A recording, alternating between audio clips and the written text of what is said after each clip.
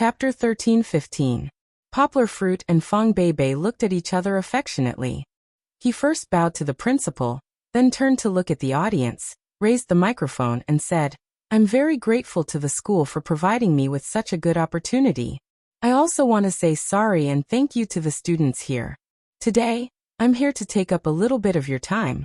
I want to fulfill my biggest wish in the past 4 years." Here comes the highlight. Even Fong Ping's parents, who were watching the ceremony on the second floor, couldn't hold back.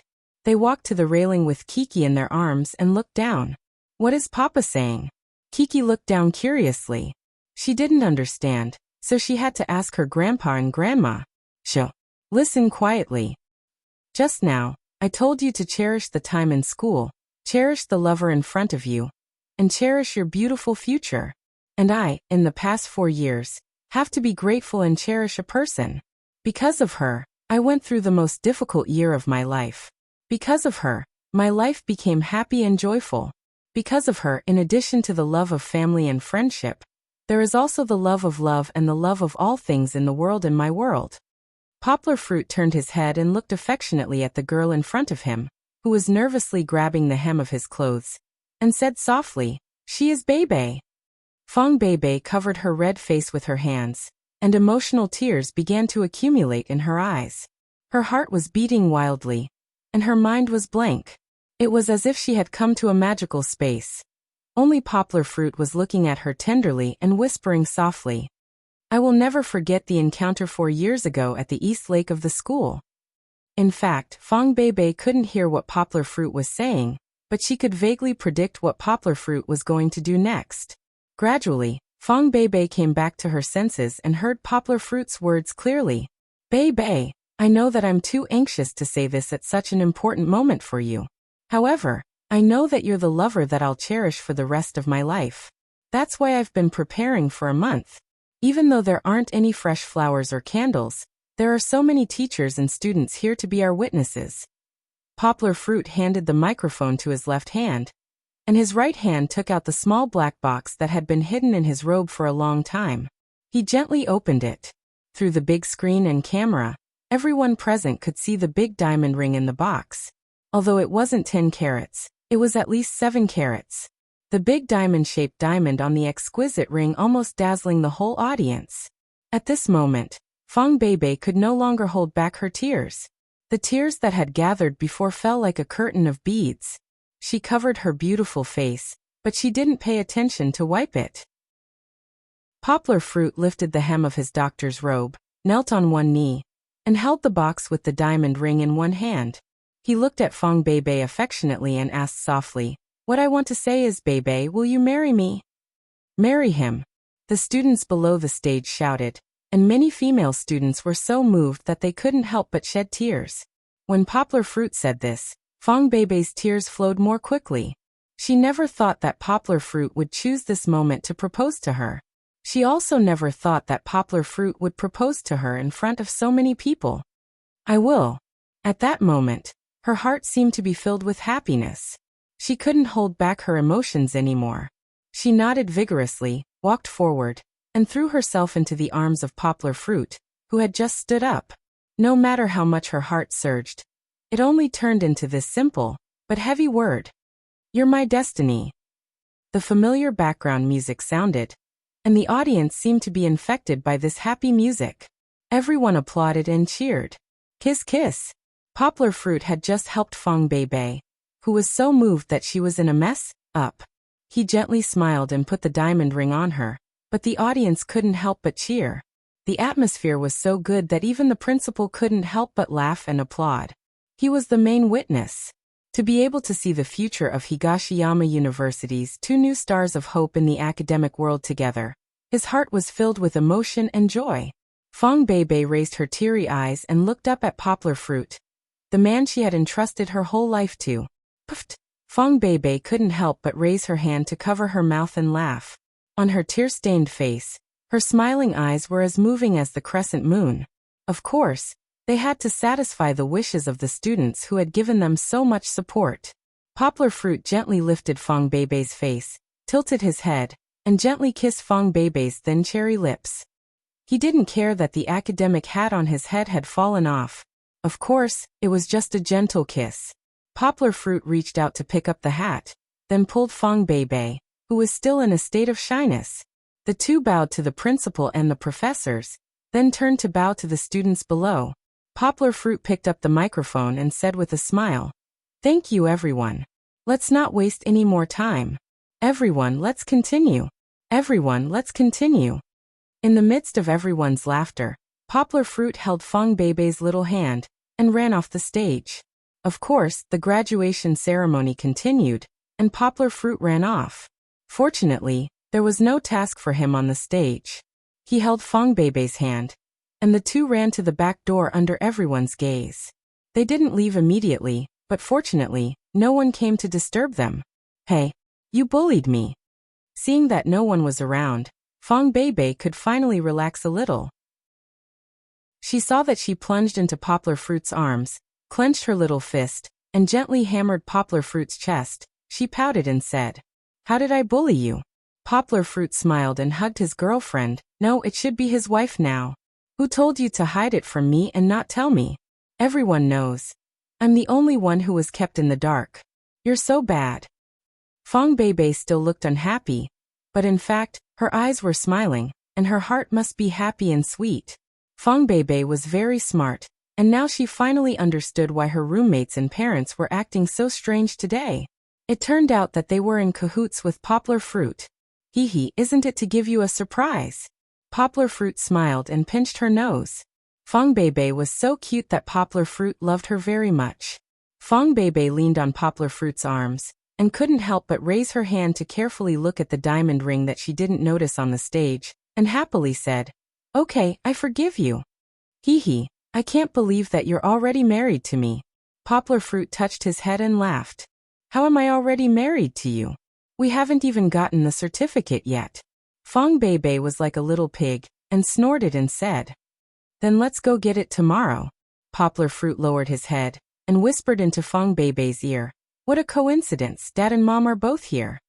I'm so embarrassed."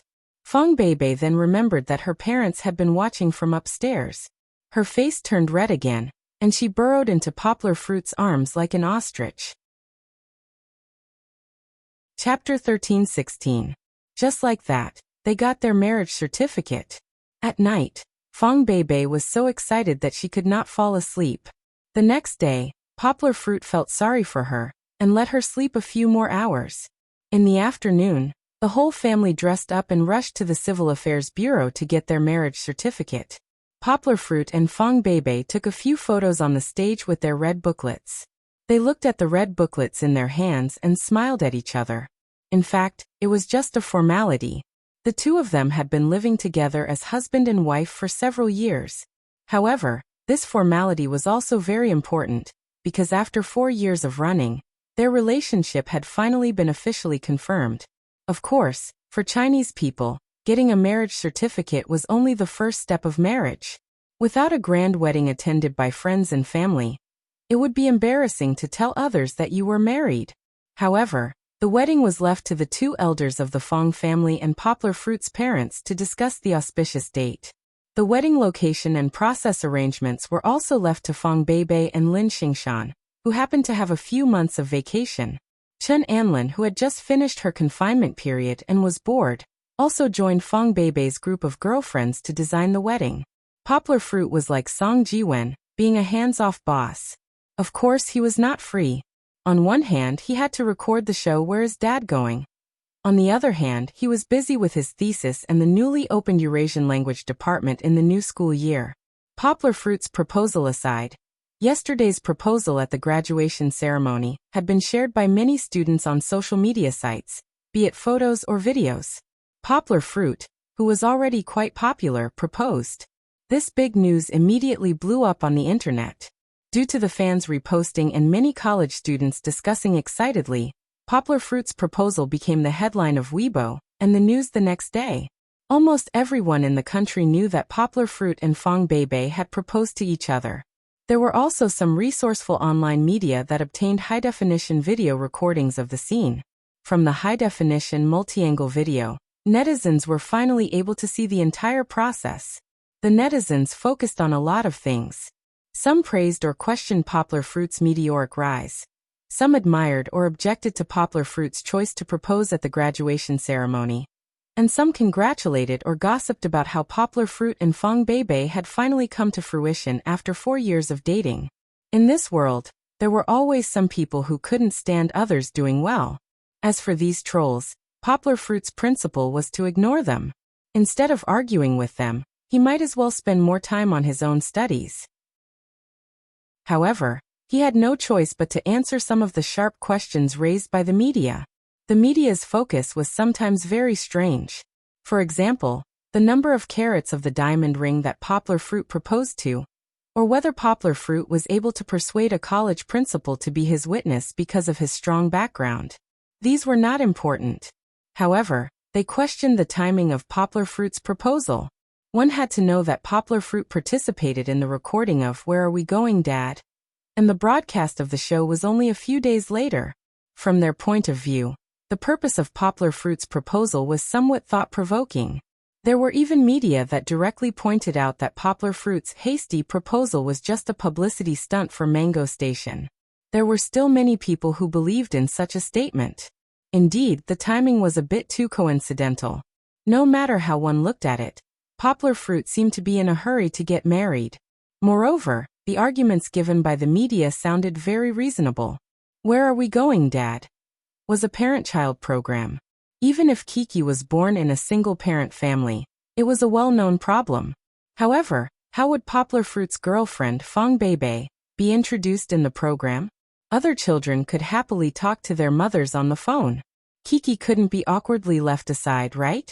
Moreover, according to the trend of the first 2 seasons, there was bound to be an episode where all the mothers would appear on the stage. Then, what kind of identity would Fong Beibei appear in the program? Therefore, they vowed that Poplar Fruit's proposal was a publicity stunt for Mango Station. They had to confirm their relationship in order to cooperate with the program. There were even media that said that they had evidence of Poplar Fruit and Mango Station signing a mysterious agreement. The former was speculation, while the latter was complete slander. Poplar Fruit didn't need to worry about these media. Mango Station would handle it. However, Poplar Fruit still had to stand up and clarify this rumor that was getting more and more intense. When Poplar Fruit heard the news, it was already very late. As they were very happy to get the marriage certificate during the day, the family went to a restaurant to have a meal. Then they sent Father Fong and Mother Fong home. After that, everyone went home to take a shower and rest. Poplar Fruit woke up in the wee hours of the morning and opened WeChat to receive a message from Mango Station's director. Poplar Fruit didn't care about what others said. However, many people were now questioning his relationship with Fong Beibei. This made Poplar Fruit a little angry. Poplar Fruit didn't hold a press conference, nor did he inform any familiar reporters. He just logged onto Weibo and posted a photo of himself and Fong Beibei holding their marriage certificate at the Civil Affairs Bureau. However, the body of the post changed a poem that everyone was familiar with to explain. 3 years ago, under the moon, my parents set a matchmaker in front of the hall. I'm willing to hold your hand for a lifetime. I'm willing to grow old with you in this life. I only regret that I'm young and troubled by the candles and books. But after the wedding, we'll spend our years together.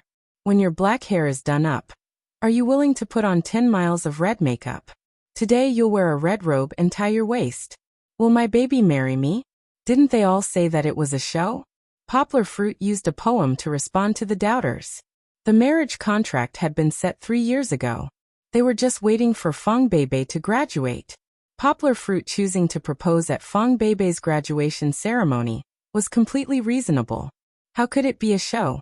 What's more, when Yanghua proposed, there wasn't a single reporter from Mango Channel at the scene. After the netizens kicked up a fuss, the official Weibo of Where Are We Going, Dad? Had belatedly posted their blessings. If it was just for show, was there a need to react so slowly? Although Poplar Fruit's Weibo post was written in a literary style, many netizens still understood it. After all, Poplar Fruit later changed it to the popular, When My Hair Reaches My Waist style 2 years ago. Many of Poplar Fruit's senior fans also stood up to fight back against the doubters. They had followed Poplar Fruit for a long time. Many of them had even started following Poplar Fruit's Weibo before he became famous. They had the most say in the relationship between Poplar Fruit and Fong Beibei. Not to mention Poplar Fruit, Fong Beibei and Poplar Fruit got along well in the past few years. Low-key, except for winning consecutive awards 2 years ago, leading the pet hospital and stray pet rescue center, and occasionally being pulled into the public's perspective by the media because of Poplar Fruit's personal affairs. She kept a low profile most of the time, and was just an ordinary girl. Housekeeping. Poplar Fruit had posted many photos on Weibo, all praising Fong Beibei's virtuousness. The reason why the house was always clean and warm, and why Kiki could grow up to be multi-talented, was inseparable from Fong Beibei's hard work. Poplar Fruit and Fong Beibei were not husband and wife before, but they had been closely connected for a long time. Now that Poplar Fruit proposed, it was just a matter of time. More and more voices were supporting and praising Poplar Fruit, and the doubters from before were beginning to quiet down.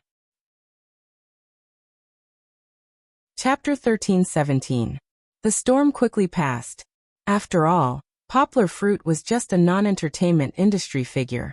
Without a management company to support him, even the most controversial topic was quickly covered by new news. And this incident had indeed inadvertently played a role in creating hype. Because of this incident, many people began to pay attention to the upcoming third season of Where Are We Going, Dad? In the past few years, domestic variety shows had begun to steal the limelight of television dramas, becoming a force that could not be ignored. However, unlike other shows, Where Are We Going, Dad?, which focused on parent-child and warmth, had always had a good audience base. Therefore, even before the broadcast began, the third season had already received a lot of attention from fans. The production team's official Weibo had been releasing some highlights. This was a bit like hunger marketing, whetting everyone's appetite bit by bit. This made the audience, who already had some understanding of the 5 children before this, look forward to their performance in the show even more. Time passed day by day. In the blink of an eye, it was time for the show to officially start broadcasting. Many viewers were waiting in front of their televisions early, waiting for the premiere to begin. Kiki also wanted to watch the premiere, but the broadcast time for this season was actually 10 o'clock on Friday night. It was too late, and the little girl was too sleepy to wait any longer. She could only watch the replay the next day. However, the hungry and thirsty audience could not wait for the replay or the online broadcast after 12 o'clock. They turned the television back to the Mango channel at 10 o'clock sharp. After a Xiao Duan commercial, the third season of Father and Child's Fantasy Journey began. The beginning did not follow the script. The camera switched to a birthday party. The main character was, of course, Kiki. The little girl who was happily blowing out candles among her friends attracted the attention of the audience immediately. And the progress of the plot was actually skipping. Soon, it came to the scene where Poplar Fruit gave his daughter a gift. Kiki was pleasantly surprised to find that it was the Where Are We Going, Dad? Mission card. Seeing the little girl so excited that her eyes were brimming with tears, the audience smiled knowingly. And as long as the netizens who participated in the popular event of recommending Kiki on the show last year saw this, they suddenly remembered the posts they had posted back then. Although it was not necessarily due to their own efforts, they felt that their efforts had paid off. Furthermore, when they saw such a wonderful birthday present for their beloved little princess Kiki, everyone couldn't help but puff out their chests. Even the girls with shallow tear ducts couldn't help but be moved to tears. This was just a prelude. Soon they entered the main body of the program.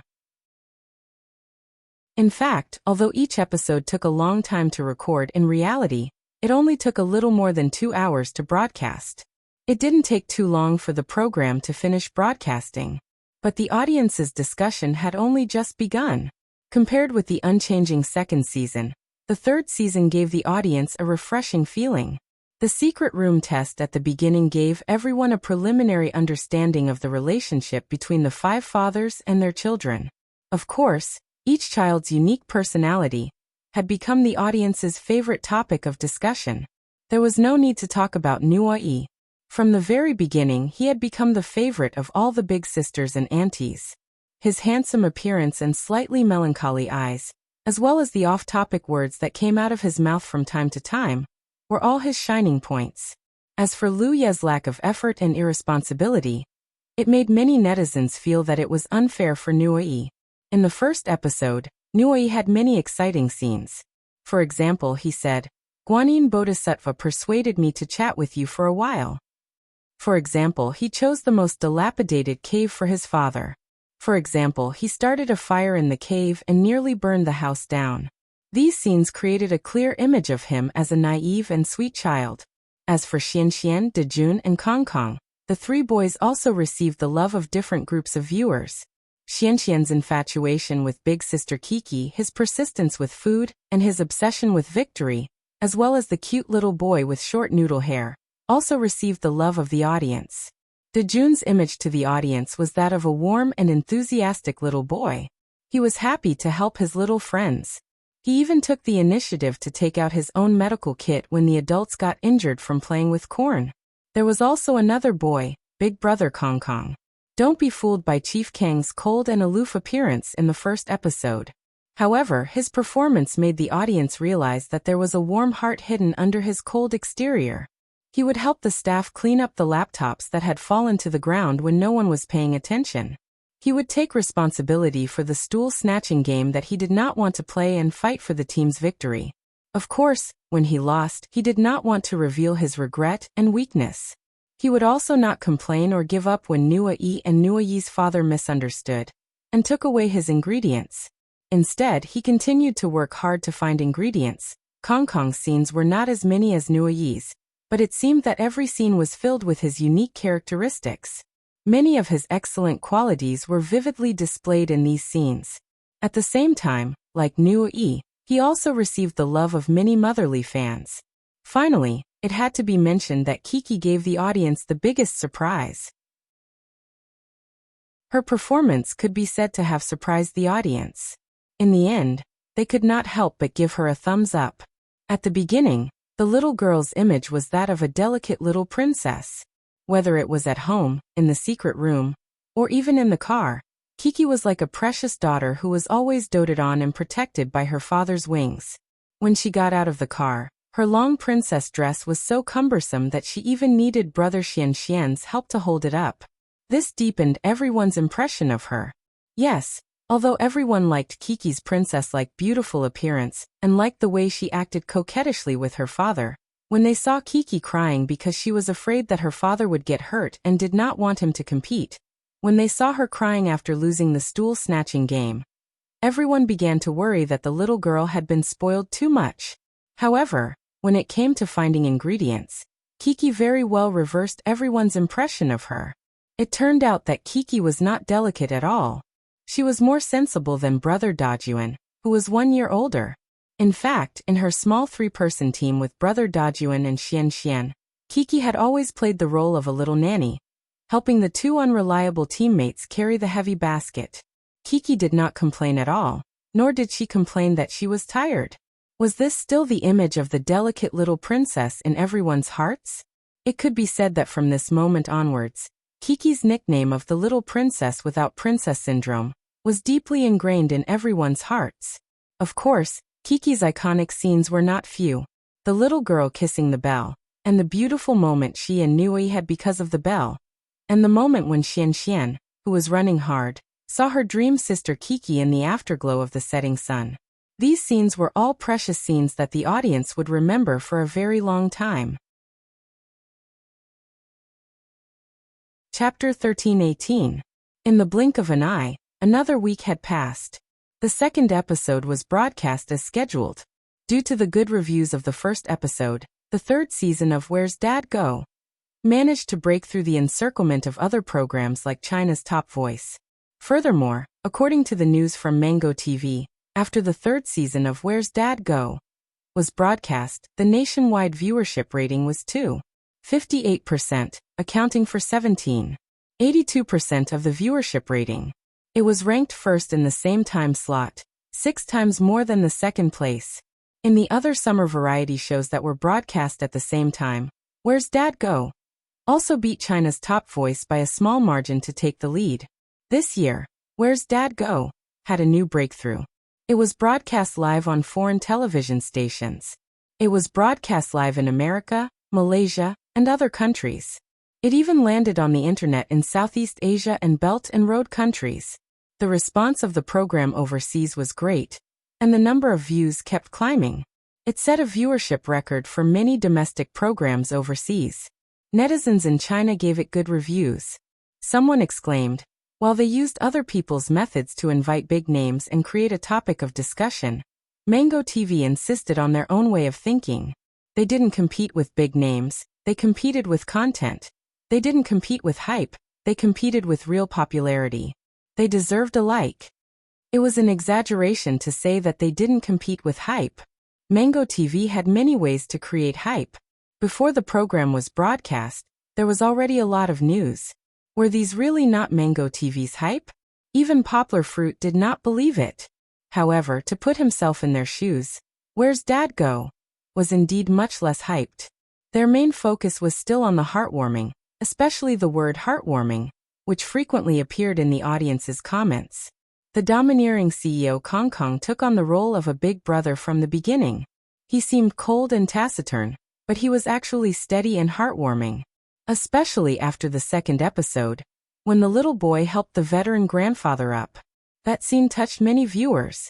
One had to know that he did all of that spontaneously. From his performance in the first episode to the second episode, viewers who knew Kong Kong's character would no longer question whether it was deliberately arranged by the program team. The image of the Chinese and French mixed-blood handsome Guanyi was deeply rooted in people's hearts. After the start of the second episode, he repeatedly called out Kong Kong and Dajuan's names wrongly, which made everyone unable to restrain their laughter. Moreover, he was still as handsome as ever even when he wore the villagers' clothes. This made the older sister fans' hearts surge every time they thought of it. Of course, Nuyi was still the same talkative and imaginative Nuyi. When he and his father went to do that stupid thing of exchanging potatoes for a fridge, he was still able to exhibit his characteristic of drifting thoughts, making the audience extremely happy. Dejun, who was a Virgo with a serious misophobia, had a violent conflict with his father in the new episode. This was something that no one in the audience had expected, but the production team did indeed want to maintain the authenticity of this scene, and kept it in the show. Behind the argument between Dejun and his father, both of them were feeling extremely guilty and self-reproachful. They did not know, but the audience could see it clearly. Especially after Poplar Fruit's persuasion, Lin Yongjian went back to apologize to his son. That scene deeply touched the hearts of the audience. What did it mean to be mindful? This was what it meant to be heartfelt. Of course, the image of the little glutton Xianxian also left a deep impression on everyone in the second episode. He was still the little chubby Xianxian who loved his older sister so much.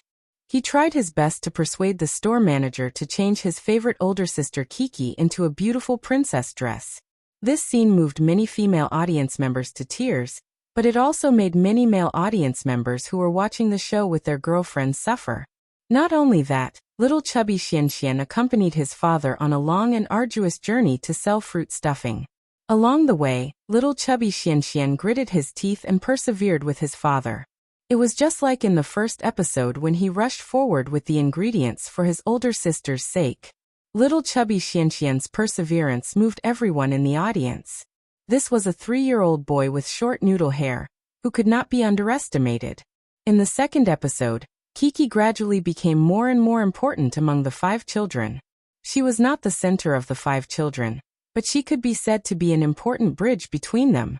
No matter what kind of clothes the little girl wore, she looked extra fresh and beautiful. She was liked by every boy, and her cheerful personality could always make the atmosphere very happy.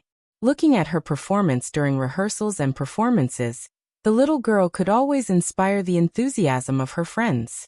Even little chubby Xianxian, who had randomly joined the show, was given the role of Garfield by Kiki's inspiration. Of course, the little girl's personality, temperament, and versatility were also unanimously recognized by the audience. Although she was the only girl among the 5 children, the popularity she gained was not just twice as high. After the show, the little girl's name even appeared on the top search list. This also proved how wise the selection of this season's production team was. Before the show was broadcast, Poplar Fruit's popularity was not low, But no matter how high it was, he was still a non-public figure after all. He was far from the point where he was a household name today. After the show was broadcast, Poplar Fruit and Kiki's popularity soared like a rocket. Kiki's popularity even surpassed her father's. This could be seen on the top search list. And the production team helped her to create a new real name Weibo, Yangluachi, in just a week, gathered millions of fans and popularity. Being famous was not necessarily a good thing. After the first episode was broadcast, Poplar Fruit felt a change. In the past, as long as Poplar Fruit did not create any news, their family could still comfortably go shopping outside. Now, as long as he and Kiki went out, they would be surrounded by fans. Even when they were walking in the neighborhood, they would meet people who wanted to sign autographs and take photos. Helpless, Poplar Fruit could only hide at home with Kiki. But fortunately, Poplar Fruit also needed to calm down and think about his half-completed thesis. He also needed to remotely host the establishment of the new Eurasian language department. Fang Beibei was also very calm. She went out every day to discuss the wedding with a few of her best friends. Something had to be done here. The elders of the Yang family and the Fang family found a chance to meet. This time, it was Father Fang's and Mother Fang's turn to go to Poplar Fruit's hometown. Poplar Fruit also stayed in the countryside with them for 2 days before returning.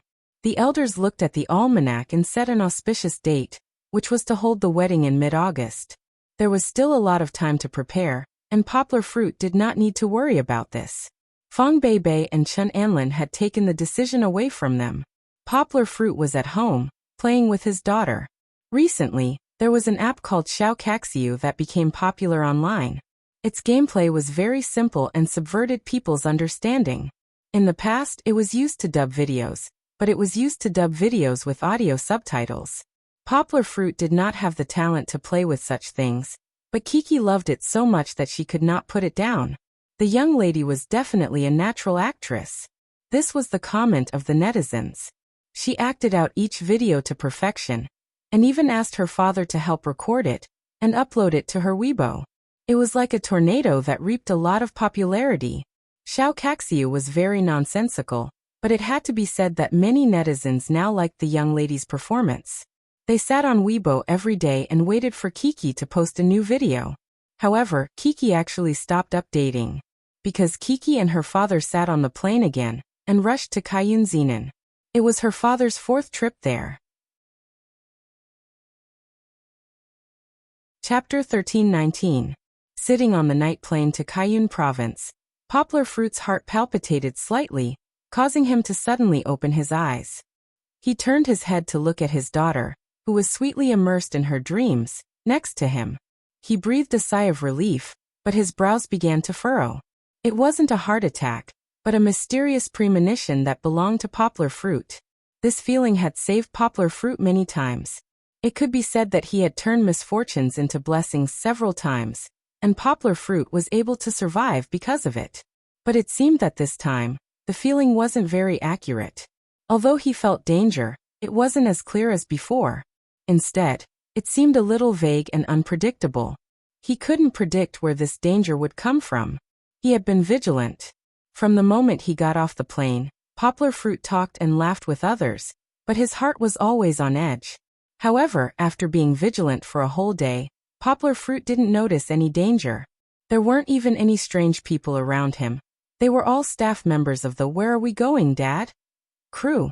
At night, when he went to bed, Poplar Fruit shook his head and smiled softly. Forget it, it's just an illusion. So Poplar Fruit gently put down this strange warning. He knew that this feeling was too mysterious. Even science couldn't explain it clearly. Perhaps there would be times when it was wrong. Today in the hotel, Poplar Fruit and Kiki saw the 4 fathers and children whom they hadn't seen for more than 2 weeks. This trip finally returned to the group of 5 fathers and 5 children. No one brought their children to play. After all, it was very difficult for one person to take care of 2 children. Last time, because she had to take care of Hao Hao, Zhou Shimin had almost become invisible. In any case, the little girl was very excited to see her good friends. At night, she would take her father's hand and go everywhere. Early the next morning, everyone sat together on a small plane to Xidanbana in Kunming. Just as they got off the small plane, everyone sat in the cars prepared by the program team outside Jiesa International Airport. Of course, they were sponsored by the sponsors. They passed through layers of jungle and drove to their destination. In the car, as usual, he would ask his darlings some questions. The camera turned around and the cameraman acted as a temporary director. He began to ask Kiki, "Which friend do you want to see the most?" In the camera, Kiki was wearing a pink butterfly headband, a fresh and beautiful sapphire blue chiffon floral dress, and even her soft long hair was combed into several delicate and distinct strands. She was like a graceful lady in ancient times who was still in the boudoir. She was imbued with her father's literary aura, which added a bit of freshness and elegance to the originally gentle and lovely little girl. The photographer's question made the little girl shy. She leaned against the side of the child's safety seat that was closest to her father. With a smile in her eyes, she said softly, "Brother Nui." "Why no Nui?" Camera uncle continued to ask. Because Brother Nui is handsome." Kiki's little face was slightly red as she said, "Brother Nui is handsome? So in the end, looks are the most important thing?" Poplar Fruit couldn't help but laugh, which made the little girl even more embarrassed. "What about Xian Xian? Xian Xian is so good to you. He gave you a dress and a gem necklace." Poplar Fruit said, "And Brother Kong Kong, he took care of you the last time you went to sell little yellow ducks, right? I want to see them too." Kiki giggled. She looked at her father and said, "And Brother Dajuan, I want to see every one of them. They are all my good friends." Then the photographer asked Kiki, "Do you know where we are going this time?" "Shidan Bana." Kiki nodded. She had heard her father mention it yesterday. "What do you think of this place?" the photographer asked. "It's a very, very beautiful place." Kiki had a lot to say about this topic. The little girl gently waved her little hand and said, "There are many trees and many beautiful birds. Yes, and super beautiful peacocks. Their tails can become bigger." The little girl under the camera was very happy, as if she had seen it with her own eyes. She couldn't help but want to tell the photographer what she had seen.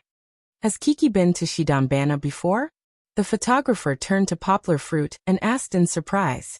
If she hadn't been there before, she wouldn't have so many things to say like Kiki. Poplar Fruit smiled and nodded. He said, "Yes, 3 years ago. I took her and a friend to travel by car, and we passed by Shidambana." She still remembers? The photographer's words were not so much a question, but more of a sigh. Kiki's memory was really good. She could still remember what she had seen when she was more than 1 year old. Shidambana was indeed a beautiful place, and her father's trip this time led them to Mengjinglai, a typical traditional village of the Dai people. Mengjinglai was very close to Myanmar. The clear Taoyuo River flowed from the west side of the village, forming a natural border. Of course, because of the strong characteristics of the Dai people's houses, lifestyles and traditional customs, it had also become a well-known tourist destination. As soon as they got out of the car, before they could even sigh at the beautiful scenery that was like a spread-out painting, their attention was completely attracted by the sound of gongs and drums on the other side of the road. When they turned around, they saw a welcoming line that stretched for hundreds of meters. "How enthusiastic!" Lin Yongjian exclaimed. "Is this the legendary welcome line?" Poplar Fruit also laughed. The fathers each held their children's hands and walked forward. On both sides of the road, there were beautiful Dai girls. They stood neatly, singing and dancing, welcoming the distinguished guests from afar. Hehehehe. Being adorned by the beautiful big sisters, Chi-Chi smiled as she pulled her father's hand and shrunk her neck. She felt that it was very lively, but the big sisters were actually sprinkling water on her with leaves. They were so passionate that it was a little scary. "They are welcoming us." Poplar Fruit held his daughter's hand and helped her comb her wet hair from time to time. The little girl smiled and said to her father, "It's so cold, but it's also very comfortable." Indeed, when water was sprinkled on the head and face, it was as if the stuffy air was isolated. It was very comfortable. As we walked forward, more customs greeted us. The beautiful Dai girls used their hands to smear yellow mud on the faces of the fathers and children. Suddenly, it was as if everyone's faces were covered with bandages. It was very fun. Not only were there beautiful dye women lining the streets to welcome us, there were also handsome men playing drums and singing. There were also many children wearing bright dye clothing running out to welcome our children. At this time, Yanghua also let go of her daughter's hand and smiled as she let them hold the hands of the dye children and walk forward. This was a very happy beginning to a very happy celebration. Chapter 13:20. The village chief was like a chameleon. Every time they met, the village chief would dress differently. Last time, he was dressed as a monkey. This time, the village chief appeared in front of everyone in a dye costume. Then as usual, they exchanged greetings. Of course, the most important thing was to choose a house. But how should we choose? The village chief put his palms together. He had an expression that said, "Do you want to know? Come and ask me." After the test of 3 journeys, the fathers and the children were much calmer. They quietly listened to the village chief, waiting to see what strange tricks he would come up with to torment everyone. "I really want to ask, babies, is your father good to your mother at home?" The village chief asked. "Is this a house selection? What kind of question is this?" The children looked at each other in confusion. For a moment no one answered. Yes, Kiki was the first to speak. She realized that the village chief was asking. The answer was very simple. After she said it, the other children also gave the same answer one after another. The fathers looked at Poplar Fruit and laughed. They did not tell Poplar Fruit about his proposal. It was not that they had forgotten, but they had already talked about it when they were chatting at the hotel last night.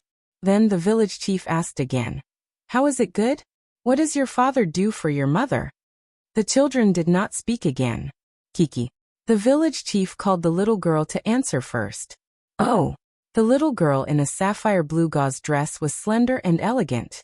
Her soft black hair made her small face look even fairer. Her lips were red, her teeth were white, and her eyes were bright. The more he looked at her, the more he felt that she was as beautiful as a princess. She hesitated for a moment, then smiled and said, "Papa will hug Mama Ma." Ha ha. The fathers could not help but roar with laughter. They even deliberately made eep sounds. Poplar Fruit could not help but laugh.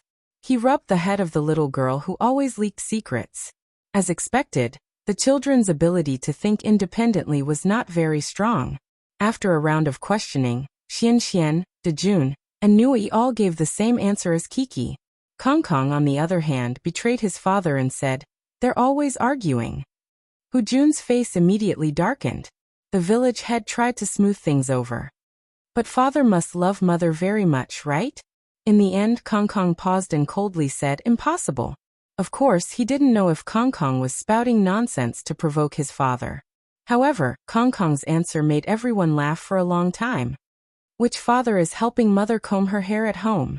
The village chief finally revealed his true intentions and began to unveil the veil of the house selection game. "My father," Nui said excitedly. Behind them, Lu Yi was grinning from ear to ear. "My papa doesn't comb well, so Mama Ma won't let him come." Kiki giggled. "That's not true. Don't I always comb your hair well?" Poplar Fruit smiled helplessly. This daughter. Why did she always expose her father's shortcomings? In reality, Poplar Fruit's hair combing skills were quite good. He could not compare to those girls who braided their own hair, but compared to the fathers, he still had an advantage. After all, he was a man who had practiced with his daughter's hair countless times. Sure enough, under the village chief's explanation, the house selection ranking was related to how the hair was combed. 5 fathers combed the hair of the 5 ladies of the Dai family. Within 8 minutes, whoever combed the best will have priority in choosing the house. The village chief said. Suddenly, a few fathers' faces fell. For example, Hu Jun sighed and said, "That's difficult." "That's right. Usually his hair was taken care of by his assistant. How could a burly man like him know how to comb his hair?" The village chief even asked a villager to demonstrate how to comb the hair for the fathers. It could be seen that the fathers were dizzy. When the villager expert combed the hair, his left and right hands twirled around and even tied the hair into knots. This series of techniques was simply shocking. Poplar Fruit was also in a difficult position. He had memorized the movements, But this was the first time he had come into contact with such a strange way of tying hair. As for how it could be done, Poplar Fruit's heart was beating like a drum. Hearing the village chief's instructions, the fathers turned their backs. The village chief asked the 5 ladies of the Dai family to stand to the side and let the fathers turn around to fight for their partners. Jun was the first to go to the youngest girl. He was still a little complacent as he felt that the young girl's hair quality was good and easy to comb. The remaining fathers' choices were actually similar. Poplar Fruit also casually found an elder sister with long hair to stand behind him. "My partner's hair is so long." Poplar Fruit smiled and said to the cameraman's camera, "You see, it's definitely easy to comb. Short hair can't be grasped, but long hair can be easily combed into various hairstyles." Poplar Fruit understood this principle. Poplar Fruit's words were not false. The elder sister's hair he chose was not as simple as Kiki's, which only reached her waist. This elder sister's hair reached her knees and her ankles. "Start." After letting the partners sit down, the village chief gave the order, and the fathers started to get busy. First, they used a comb to comb the hair. Poplar Fruit smiled and said, "Elder sister, how many years have you saved your hair? It's already so long." How many years was not the point. The point was to communicate more with her partner. Didn't you see that the hairdressers in the barber shop were all chatterboxes? "Papa, Auntie's hair is so long." Kiki watched from the side. She couldn't help her father, so she said enviously, "There are several Kiki's hair that are as long as hers." Hey, don't shake it. "Sister, I just finished." "Why are you shaking it?" In addition to the sound of the children cheering and leaking oil, there was also Jun's anxious shouting. He realized that his partner was not good at all. She was too young and always moved around. Among the fathers, Jun's voice was the loudest. He was extremely anxious and kept shouting. The girl was also very interesting. She laughed and moved at the same time. "I rely on my face to make a living. Don't ruin me. I still want to have a boyfriend." The girl was indeed very beautiful. She was white and clean, with a little baby fat on her face. She looked very cute. However, Jun regretted it, because his partner was too uncooperative and too active. Therefore, things that looked beautiful were not necessarily the best. Just like Poplar Fruit, he also felt it. It seemed that the longest hair should be easy to tie up, but who knew that long hair also had its drawbacks? Ordinary long hair could be tied up in a circle, but Poplar Fruit's hair was tied up in a circle, and there was still such a long hair behind. What should I do? Waiting online urgent. Chapter 13:21. Celebrating Evergrande's victory in the Asian Champions League. Oh, and Xiaohan finally has another small recommendation. The children did not keep watching their fathers comb their hair. 8 minutes was too long, and they soon lost interest. Nuwei dragged Jun to the back of the temple to look for Guanyin Bodhisattva, while Xian ran to talk to Kiki. "Papa and I have been to Zaidanbana before." Xian could not keep up with Kiki's thinking speed, so he listened to her admiringly. Zaidanbana.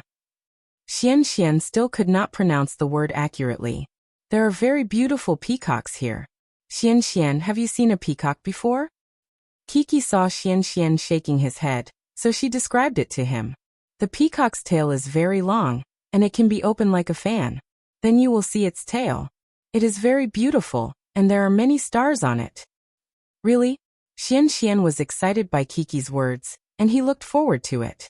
"Last 2 minutes. This will determine your living conditions." The village head's reminder made the fathers nervous. The children also went back to their fathers, and they were anxious for their fathers. Kiki could not stay idle. She squatted down and picked up the decorations and props prepared by the program group. She said, "Papa, what do you want? I can get it for you." The little girl was really considerate. "Okay, thank you, Kiki. Take whichever one you think is beautiful and give it to me." Yanghua replied as she hurriedly tied up her hair. Her hair was too long, so she had to tie it up a little more.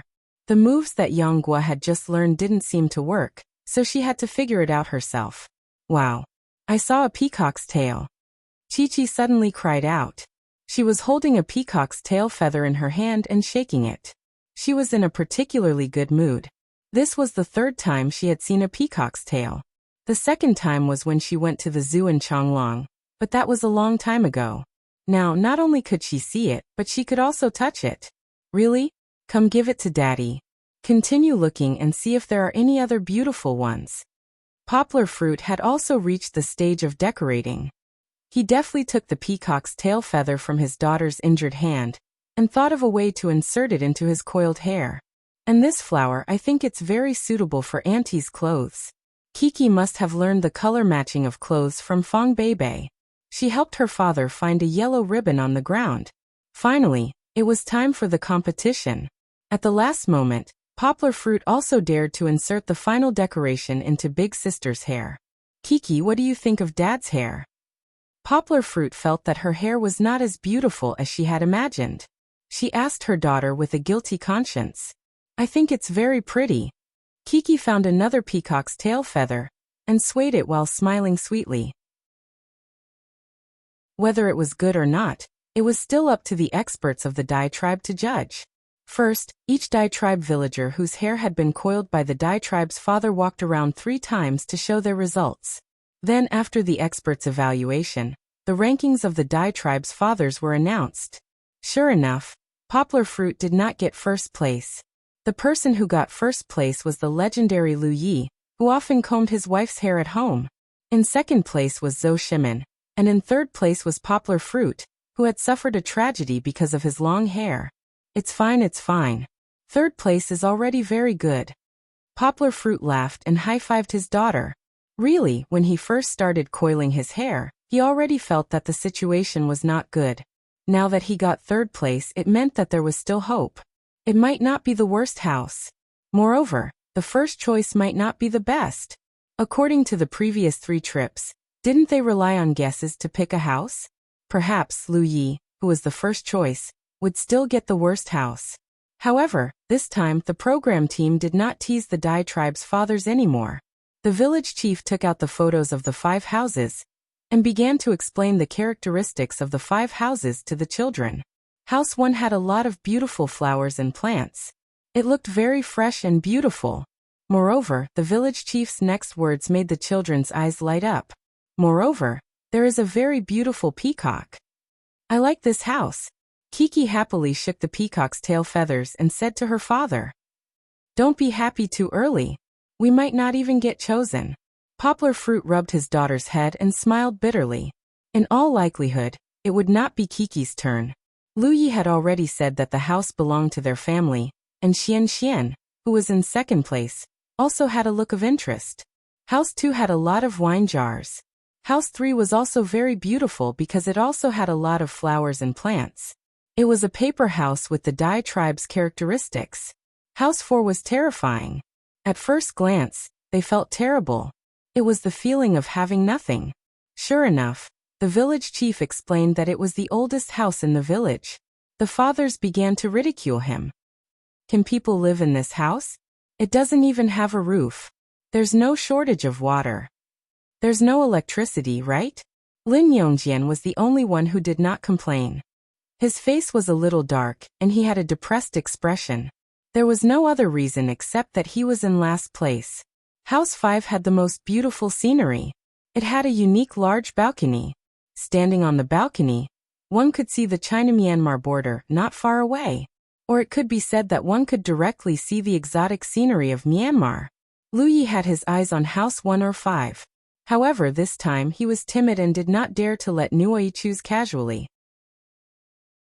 He held Nuoyi's hand and gave him some advice before letting him choose. Nuoyi chose House 1. Immediately, Poplar Fruit saw the peacock's tail feathers in his daughter's hand stop swaying. He stretched out his hand and pulled his daughter back, letting her lean on his legs. He gently stroked the girl's long hair. It's all right. When there's time later, I'll bring you to Nuoyi's house to see the peacock. Kiki was a little sad, but luckily, the girl's reaction was not that intense. On the contrary, when Xian, who had been overwhelmed by Kiki's sister's words, saw his peacock room float away, he could not sit still and burst into tears. Indeed, he still had the temperament of a child. At this time, no one expected that seeing his brother crying so sadly, Nui would actually give House 1 to Xian. This time Lu Yi, who was originally overjoyed, was about to cry. He really had no moral integrity and pretended to cry. Nui really had it tough. On one hand, he had to take a step back for his brother Xian, and on the other hand, he had to comfort himself for being weak. Seeing the little boy go up and hug his father's neck to comfort him, he probably gave the audience a good impression of him. However, Zhou Shimin did not want to break the rules of the game, so he convinced his son to let Xian return House 1 to Nui. As for Xian's second choice, he chose House 2. Why? Because there was a big pot. With a pot, he would not starve. Xian was indeed a little foodie. Chapter 1322. It was Kiki and Poplar Fruit's turn to choose their houses. Poplar Fruit let his daughter choose. Although he preferred the unique and exotic house in room 5, he didn't want to interfere with his daughter's choice. He let her choose the house she liked. Even if she chose the worst house, room 4, it didn't matter. Poplar Fruit had already experienced the test of the leaky adobe house and the open-air haystack. He felt that even room 4 would be heaven this time. Fortunately, the little girl was not interested in the old house that was so old that it was a little scary. She chose the number 3 paper house, which was also very beautiful with flowers and plants. Of course, when the village chief asked, Kiki gave a simple reason. She felt that the paper-making house in the photo was clean and tidy. It had a purple roof and an elegant appearance. Although there was no peacock, it was still a good house. Kong, who was in 4th place, chose room 5, which had a beautiful view, and left room 4, which was the oldest house, for Dejun had also experienced 3 trips and had improved a lot. Although he was a little depressed and unwilling at first, he still acted very carefree when he stood up to receive the photos of his house. The village chief asked him, "Do you think this house is good?" Dejun said straightforwardly, "Good." "Why is it good?" Lin Dejun? Lin Yongjian asked in surprise. "I'll choose whichever house I want," Dejun said domineeringly. It seemed that he had improved a lot. In the second trip, Dejun was crying because he ate watermelon the slowest and had to live in the same old house. This time he could face it calmly. Next, it was time for the fathers to bring their children back to their rooms. However, the village chief also announced a task, which was to find the hidden task card in their rooms and complete it. In fact, this Dai village wasn't as shabby and sloppy as other villages. On the contrary, every wooden building, brick building, and Buddhist pagoda seemed to have been meticulously maintained, clean and tidy. There wasn't even a speck of trash on the paths that the father and the children were walking on. The shade was like an umbrella, and walking on this path while enjoying the cool breeze, one couldn't help but feel happy. Along the way, the fathers and children stopped in front of their respective rooms to say goodbye. Poplar Fruit and his daughter also came to room 3 of the paper-making house. "It's so beautiful," the little girl couldn't help but exclaim. Wasn't it? Below the house was a stilt house that was very common in the south, while above, there was a very simple Chinese eaves. The only difference between this house and the white walls and black tiles of the Jiangnan water towns was that its tiles were purple, which was also a unique feature in the village. In the spacious courtyard, the owner had planted morning glories of different colors on the fence. At this moment, the morning glories were in full bloom, giving people a feeling of vitality. In the courtyard, there was also an ancient paper-making workshop. There were stone mortars for pounding and water troughs for soaking. Everything was available. On the first floor of the stilt house, there were pieces of canvas like rice paper drying. Of course, under the impact of modern factories, these handicraft workshops had long become history. It was believed that this family only kept them to add a historical attraction for curious tourists. After looking around, Poplar Fruit brought his daughter upstairs to see their room. The exquisiteness of the room was beyond the expectations of Poplar Fruit and Kiki. After being waxed, the golden wooden building looked like a palace under the reflection of the light. Because there was no other furniture, even the bed was covered with a mattress on a clean wooden floor. Therefore, the room looked very spacious. Living here, one could feel the comfort of a tropical forest. "It's so beautiful." With the help of her father, Kiki took off her shoes and walked in wearing socks. She could only hear her praise. The little girl couldn't help but gently grab the light muslin on both sides of her skirt. Like a little angel spreading her wings, she took small steps and ran back and forth in the room. Her bell-like laughter echoed in the spacious room. There was no need to look or guess.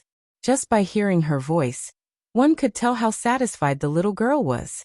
Poplar Fruit also walked in and stood to the side with a smile as he looked at his daughter's happy face. He thought to himself that life was really about fate. Sometimes, good things weren't necessarily good, and bad things weren't necessarily bad. This paper-making house didn't seem to be very important to many fathers, but when his daughter chose to come here, she realized that the conditions were actually so good. But then again, even if it was really bad, as long as Kiki liked it, then the bad could become good, just like last time at the Grape Gully. Poplar Fruit could only attribute it to the best things that suited him. When Kiki was almost done playing, Poplar Fruit clapped his hands and smiled. Let's find the mission card that the village chief mentioned. Let's see where the village chief hid it. However, Poplar Fruit and Kiki didn't seem to be as lucky as Nuai and the rest. They found the mission card directly on the mosquito net. The little girl accompanied her father and turned the room upside down. There weren't many things in the first place, but they didn't find any trace of the mission card. Come, let's go outside and take a look. Poplar Fruit smiled and patted his daughter's head. However, Poplar Fruit also searched for a long time outside, but he didn't find any trace of the mission card. Then he saw his daughter standing at the side of the table doing something. Papa, what's this? It looks like there are many snakes drawn. When Kiki saw her father coming over, she pointed to a few calligraphy and paintings on the table for him to see. But I think it's very nice. Needless to say, the words couldn't be understood. However, the paper was made by the owner himself. The surface of the paper was very rough. This was also the drawback of the ancient handmade paper method. Poplar Fruit glanced at it and smiled. It's okay, it might be the work of the owner of this house. Let's go, we still have to look for the mission card. He deliberately lifted the calligraphy and paintings gently, in case he didn't notice the mission card hidden below. Okay. The little girl nodded obediently, turned around and bounced, and wanted to continue looking for the mission card with her father. She still looked very energetic, as a girl with vitality should be like this. It should be Dai language. Poplar Fruit hadn't learned Dai language before. The Dai language that the village chief taught in the opening speech was very simple, but Poplar Fruit could only guess the meaning from the context. He really didn't know how to speak it. Wait. Poplar Fruit suddenly raised his eyebrows. He felt that it wasn't that simple. According to the experience that Poplar Fruit had accumulated from watching Detective Conan for so many years, these things wouldn't appear without any evidence. Although this was a paper-making house, why didn't the ink on the dried rice paper be framed and hung up? Why were they just placed on the table like this? Why were they padded with stones? Poplar Fruit had been searching for more than 10 minutes, but he didn't find a single card in the whole yard. Where was the mission card hidden? Poplar Fruit couldn't help but look at the calligraphy and paintings again. Chapter 13:23. Papa, let's go find the task card, not play. After walking for a while, the little girl turned around and found that her father was not following her. She ran back and put her little hand in her father's big hand, ready to pull him away.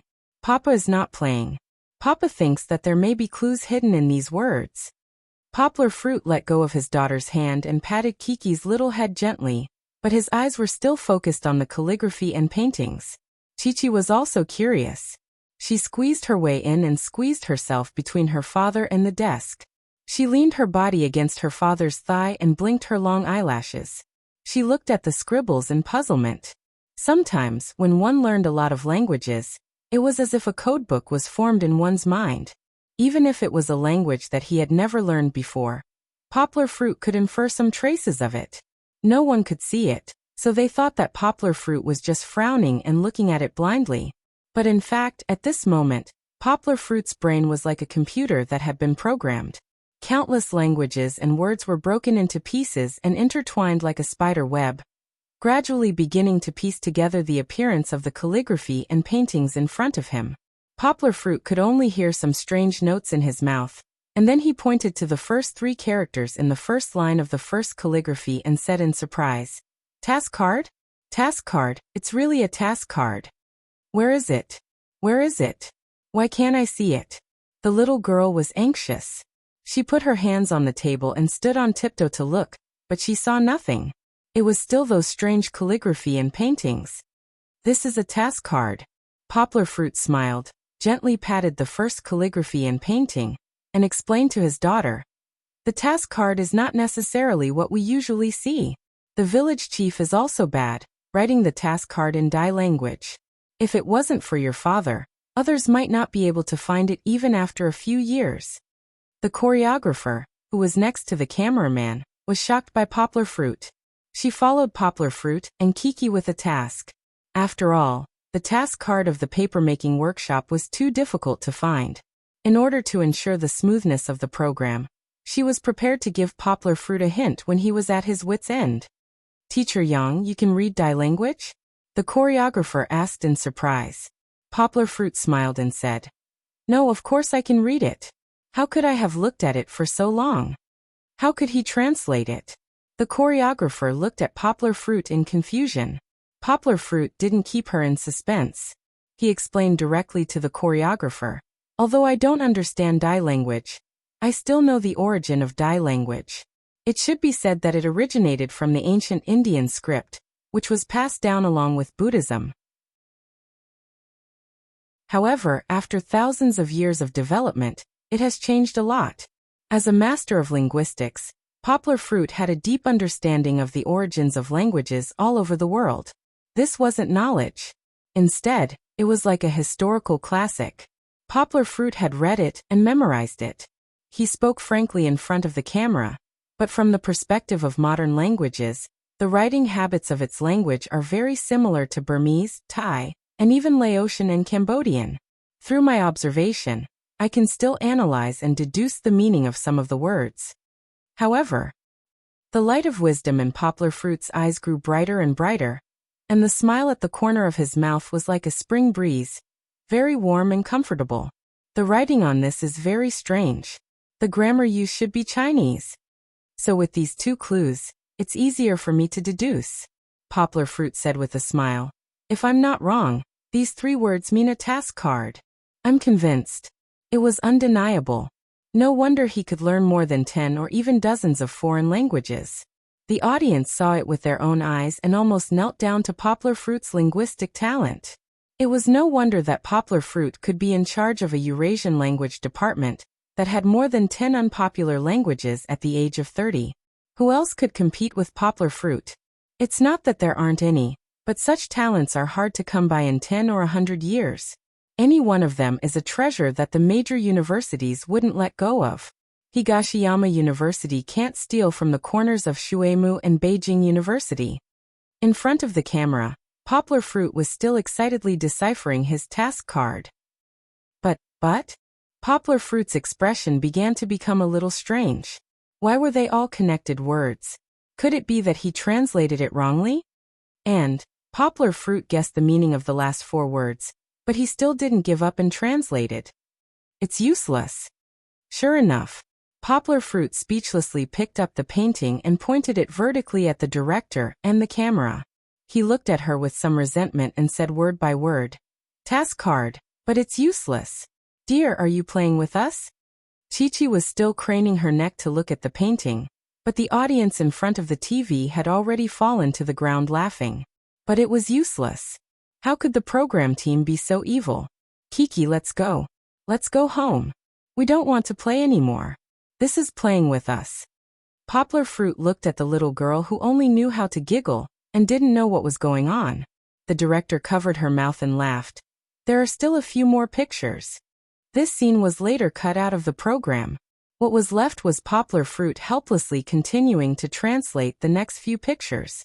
Although it took a lot of time to deduce, Poplar Fruit finally translated it. The later it was, the faster it was because there was context to deduce. The students who had done closed tests should have this experience. Finally, God didn't disappoint those who worked hard. Poplar Fruit finally finished translating the content of the task card. Please put on the clothes prepared by the program team, and then go to Bayleaf Academy. Master Bayleaf Academy? Where is Master Bay's Academy? Chi-Chi asked curiously when she heard this. It's Bayleaf Academy, right? Bayleaf Academy is over there. Next to her, a Dai girl who was holding a child answered with a smile. Thank you, sister. The little girl was very sweet. Let's go and change clothes. Poplar Fruit said with a smile. You're wearing this big dress. It's time to change it. The dress was only for the appearance. There were still missions later. Wearing a dress would definitely be a burden. After 3 trips, Poplar Fruit, who was already considered a wily old fox, figured out the rules of the program team. Yes, I want to change into the clothes that I told Papa yesterday. Kiki was very happy when she talked about changing clothes. The little girl inherited the nature of every girl. She couldn't wait to change into beautiful clothes often. It would be best if she didn't wear the same clothes every day.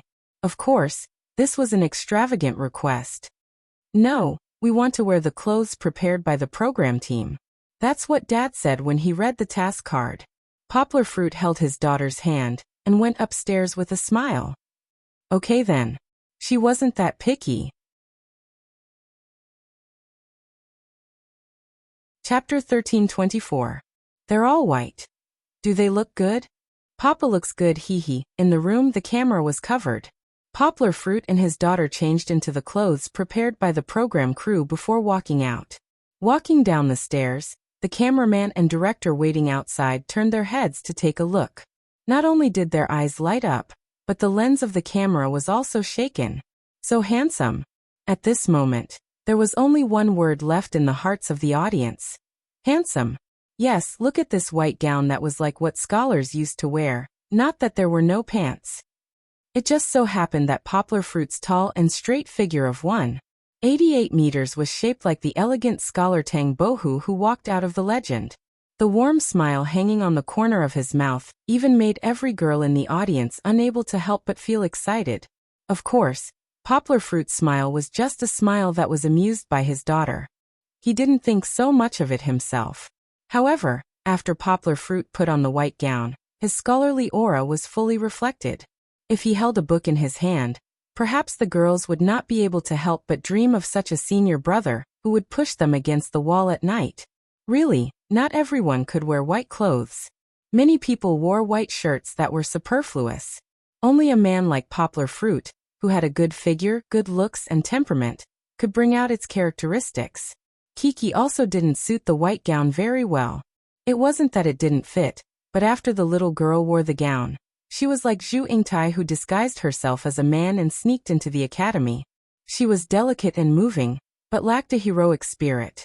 Poplar Fruit returned his daughter with a simple ponytail.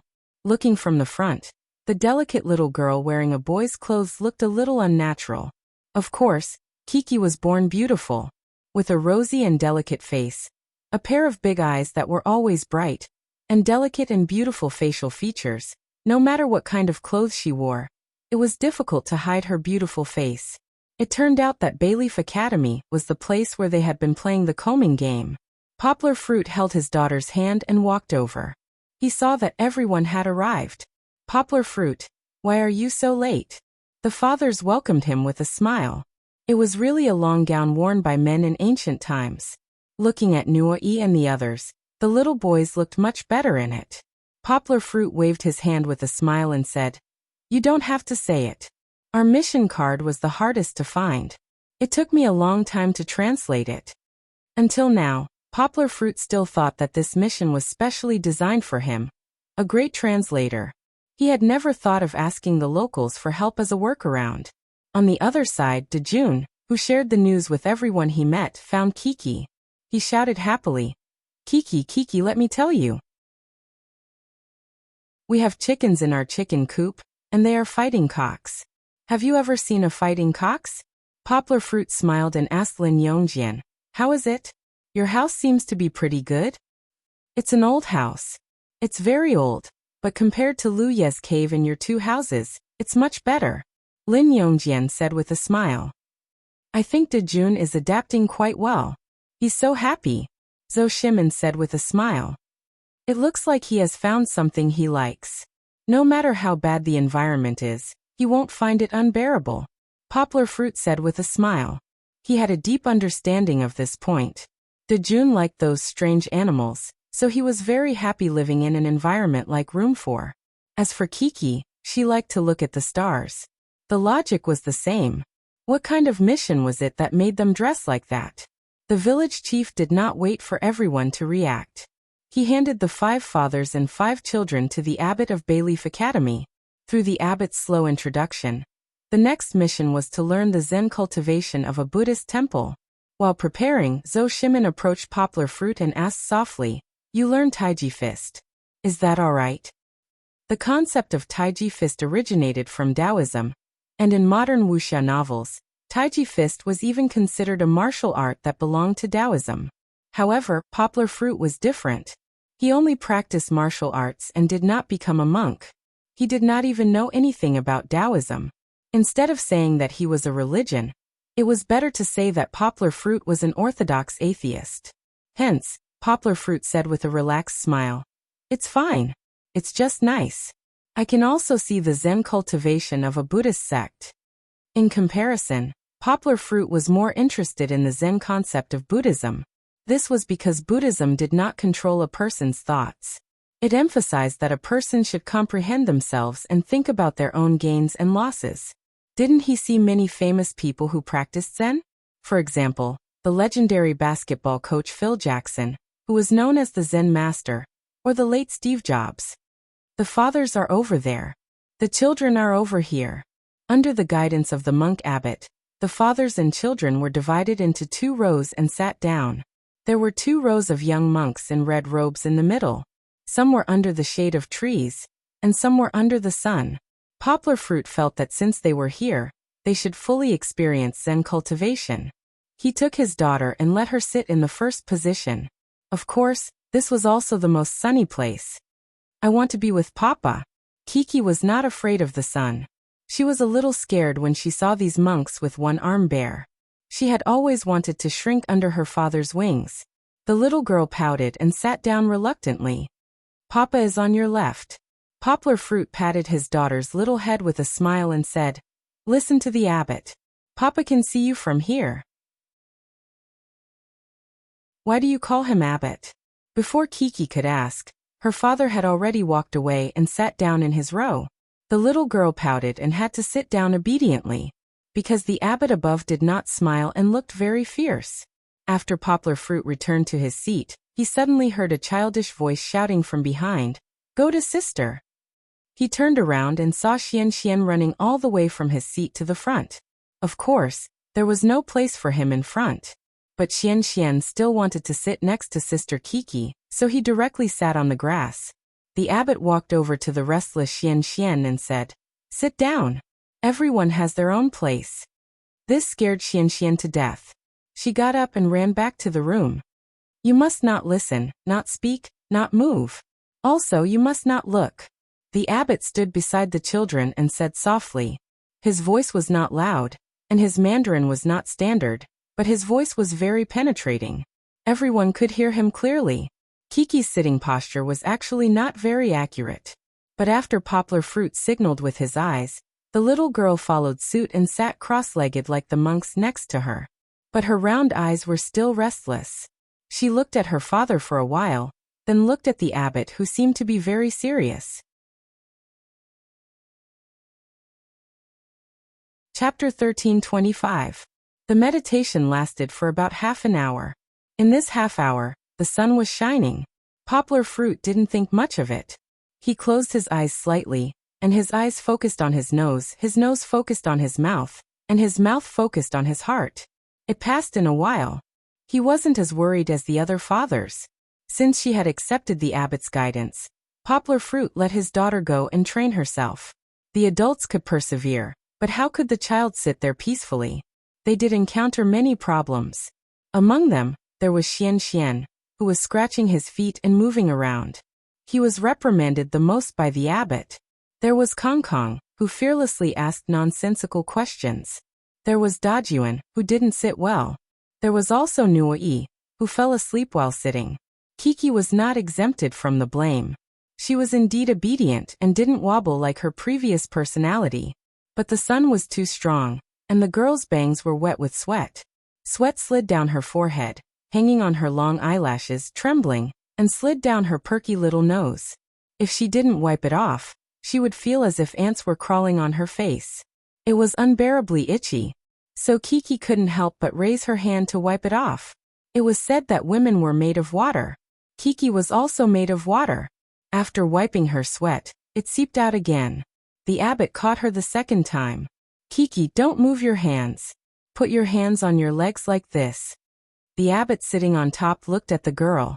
His voice was soft but very serious. This made Kiki not dare to move anymore.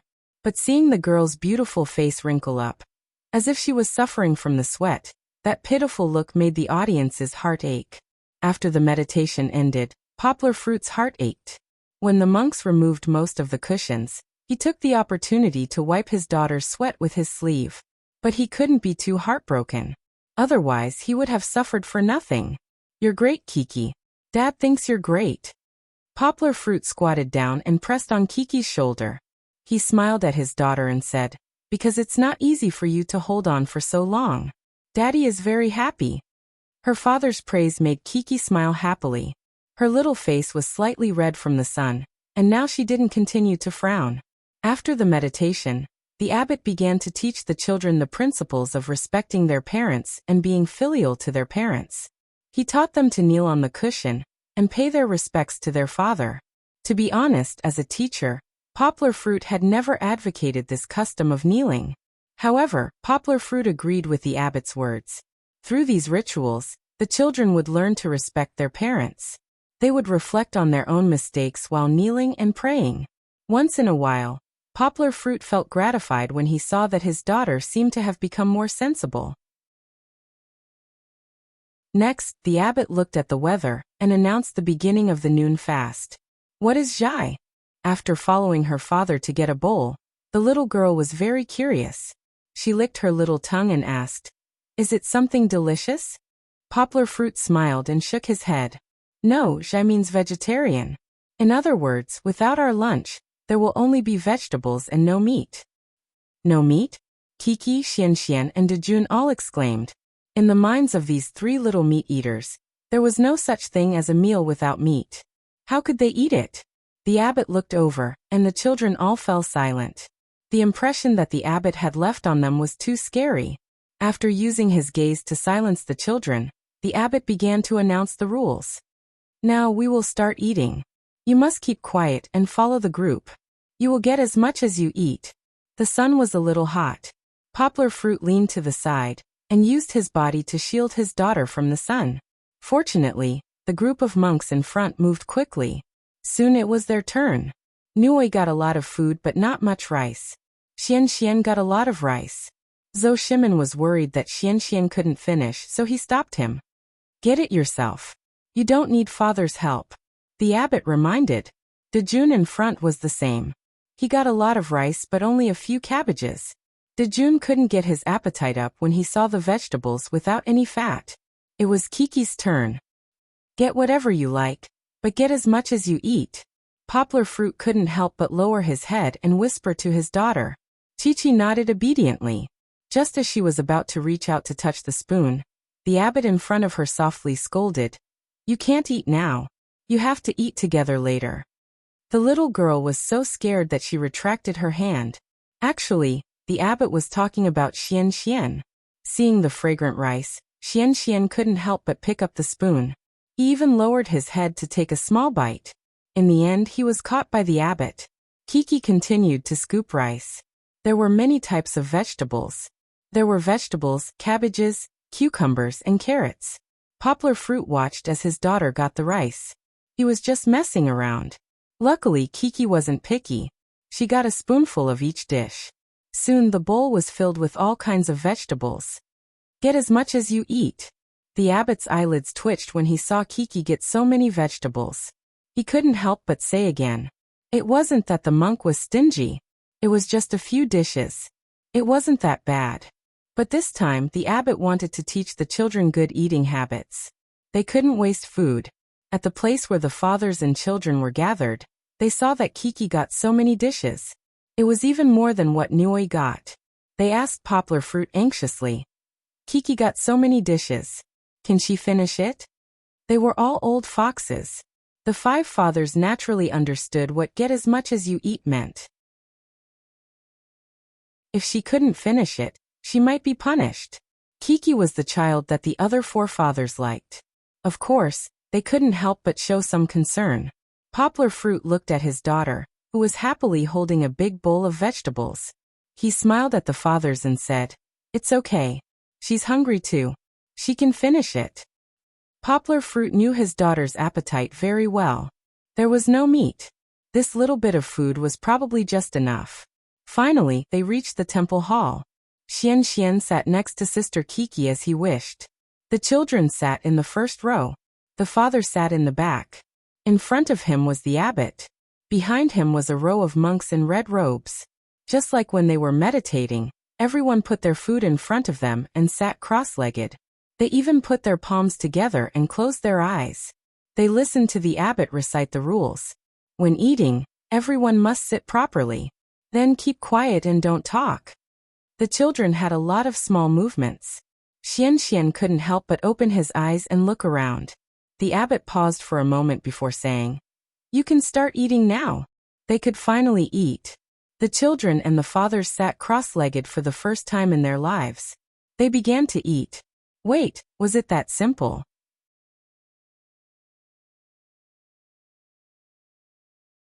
Chapter 13:26. It was time to eat. At first, Poplar Fruit only held the bowl in front of him, but his attention was on Kiki. It was the first time that Kiki was eating in this position. When Kiki was young, she was very difficult to please. In the end, it was Fong Beibei who found a way to deal with her. Of course, Kiki was now able to hold her own chopsticks and eat. Perhaps because of her rapid growth, she was growing taller every day. When the little girl ate, she was just like Xian, a pure foodie. She didn't need her father to serve her. However, when eating in the temple, Poplar Fruit couldn't help but worry about her. Fortunately, Poplar Fruit saw that his daughter was awkward for a while before she finally found the right position to hold the big bowl. Then, she used a spoon to scoop up the vegetables and ate happily. Poplar Fruit secretly sighed in relief. Thank goodness, the little girl was still obedient. The one who ate the fastest was Xian. Little chubby Xian didn't take much when he was filling the bowl, but he ate very quickly and took first place. The second place was none other than Kiki, who filled the most food. Although the little girl was as slender as a chopstick, she ate quickly and a lot. Although there were no meat dishes in the vegetarian meal in the temple, the vegetables were made to suit Chi-Chi's taste. Later on, she ate all the rice grains in her bowl. The little girl turned her head and stuck out her pink tongue to lick her cherry lips. She flipped the big bowl in her hand over to show her father. She really ate all the food.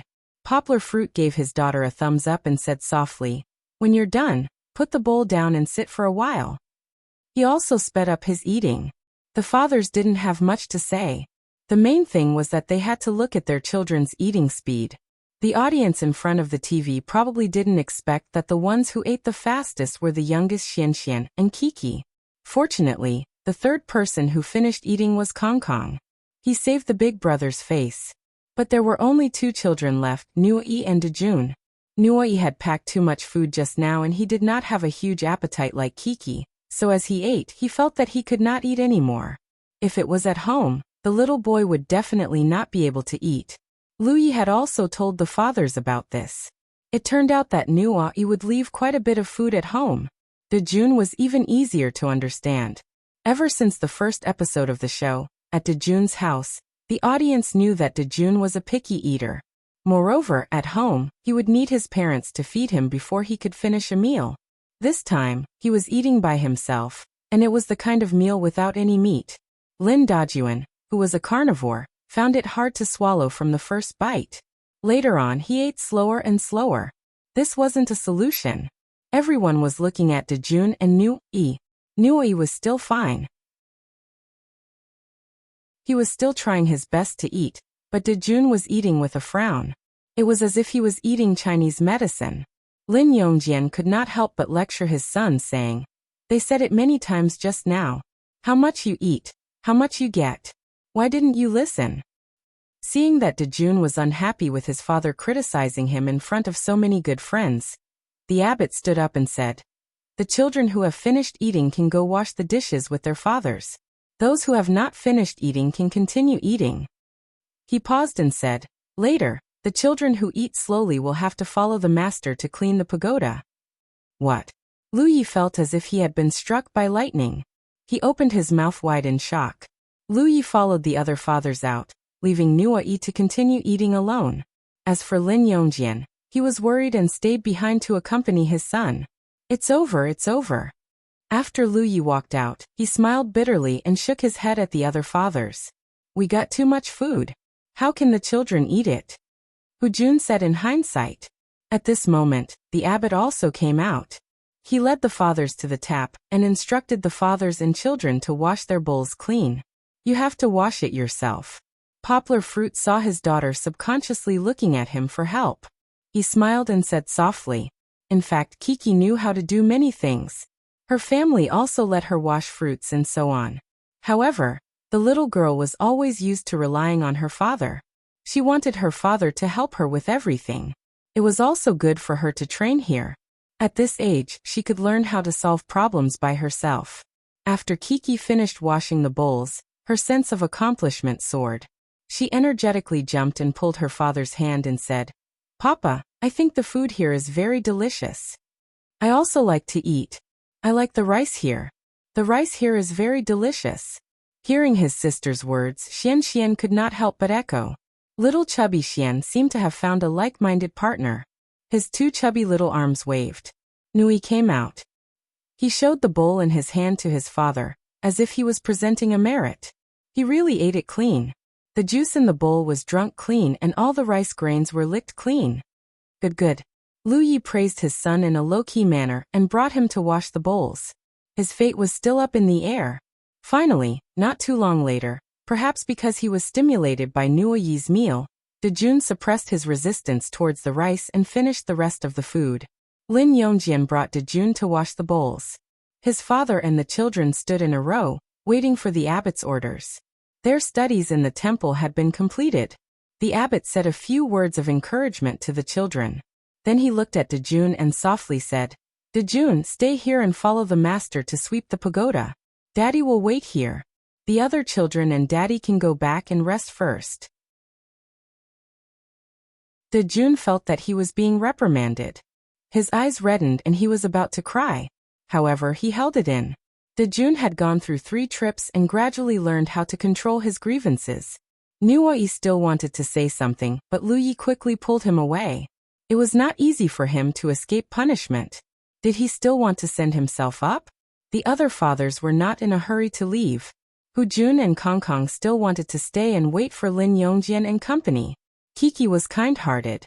Seeing her good friend, Brother Dejun, being punished, she stood there motionless. She looked at Brother Dejun with sadness. "What's the matter?" Poplar Fruit patted his daughter's head and asked gently. Kiki turned her head to look at the terrifying abbot. She was struggling in her heart, wondering if she should ask the abbot to exempt Brother Dejun from his punishment. This is a process that Brother Dejun needs to learn and grow. "Don't worry. The master will take good care of Dejun," Poplar Fruit gently consoled his daughter. Lin Yongjian finally let Dejun follow the master to sweep the pagoda. However, he was still worried about Dejun and secretly followed. Before he left, he persuaded Hu Jun and his son, as well as Poplar Fruit and his daughter, to leave. Perhaps under the guidance of a wise abbot, Dejun could grow a lot. Poplar Fruit looked at Dejun, who was walking towards the pagoda with the master abbot. He nodded in his heart and pulled his daughter home to rest. Chapter 13:27. Accompanied by the chirping of cicadas and the singing of birds, Yanghua and Chi-Chi took a comfortable afternoon nap in the beautiful paper-making room. In the afternoon, Kiki changed into a pink short-sleeved t-shirt with a cute little lamb printed on it. Of course, it couldn't be Pleasant Goat. The program crew had discussed with Poplar Fruit to not mention Pleasant Goat as much as possible. After all, Pleasant Goat didn't pay the program crew any advertising fees, so how could they advertise it for free? As for her pants, Chi-Chi was wearing off-white casual pants that just reached her knees. Although they weren't hot pants, the little girl's slender calves were still enough to make people envious. The ratio between her long legs and slender waist was enough to make many girls envious. Of course, this outfit wasn't as pretty as the light muslin dress Kiki wore in the morning, but there must be a series of competitions in the afternoon. Changing into this comfortable and relaxed outfit made it easier to move around. When they arrived at the gathering point, Poplar Fruit saw Lin Yongjian and Dejun. The children were happily playing together. Poplar Fruit mainly observed Dejun, but Dejun seemed to be fine. He was still laughing heartily with his friends. "How is it, Teacher Lin? How long did you sweep the tower this afternoon?" Poplar Fruit asked with a smile. Zhou Shimin and his son hadn't arrived yet, so the village chief wasn't in a hurry to start. It didn't take too long, but this kid didn't cry or make a fuss. He persevered the whole time. Lin Yongjian said with a smile. His behavior was normal, but his words faintly revealed his pride in his son. "I'm very curious about what Master Abbot said to him." Poplar Fruit said with a smile. "I don't know. This kid didn't say anything when he came back," Lin Yongjian said. "Don't ask too much. He remembered the lesson in his heart. That's enough." Hu Jun was older than Lin Yongjian, so it was more appropriate for him to preach. "You're asking too much. Even if you're not annoyed, he's annoyed." Poplar Fruit nodded with deep feelings. He was still young and could be considered a young father. He still remembered his past experiences quite clearly. In any case, he had done something wrong. He was willing to ponder and reflect on it in private. However, he hated it when his parents kept harping on it. They would only let him go if he admitted his mistake in front of them and said, "I won't do it again," a few times. Even if they were children, they still wanted to save face. Who would be willing to be criticized after making a mistake? Therefore, when Yang Guo was educating Chi-Chi about her wrongdoings, he would choose to wait for the little girl to calm down before chatting with her, unless it was a very serious matter. Not only that, but Poplar Fruit and Kiki's preaching usually stopped at a certain point. They would never talk endlessly. Of course, this was also because the little girl was very obedient, so her father didn't have to worry too much. Without further ado, the fathers and children quickly gathered. The village chief announced the start of the sports meet that afternoon. Just like before, Meng Jinglai also sent a representative team to compete with the fathers. This time, the village chief didn't separate the fathers and the villagers into a mixed team. The mixed team situation from last time on the prairie didn't reap good results. The first competition is to eat blindfolded. The village chief announced the first competition of the sports meet. It was a one-on-one competition between the fathers and the villagers' fathers. The rules were also very simple. The contestants would be blindfolded, and their children would feed them. Whoever finished eating the fastest would win. "Wait, what do we eat?" Hu Jun asked directly. "That's right, blindfolded eating? What do we eat?" "Hee, you'll know after eating." The village chief laughed dryly.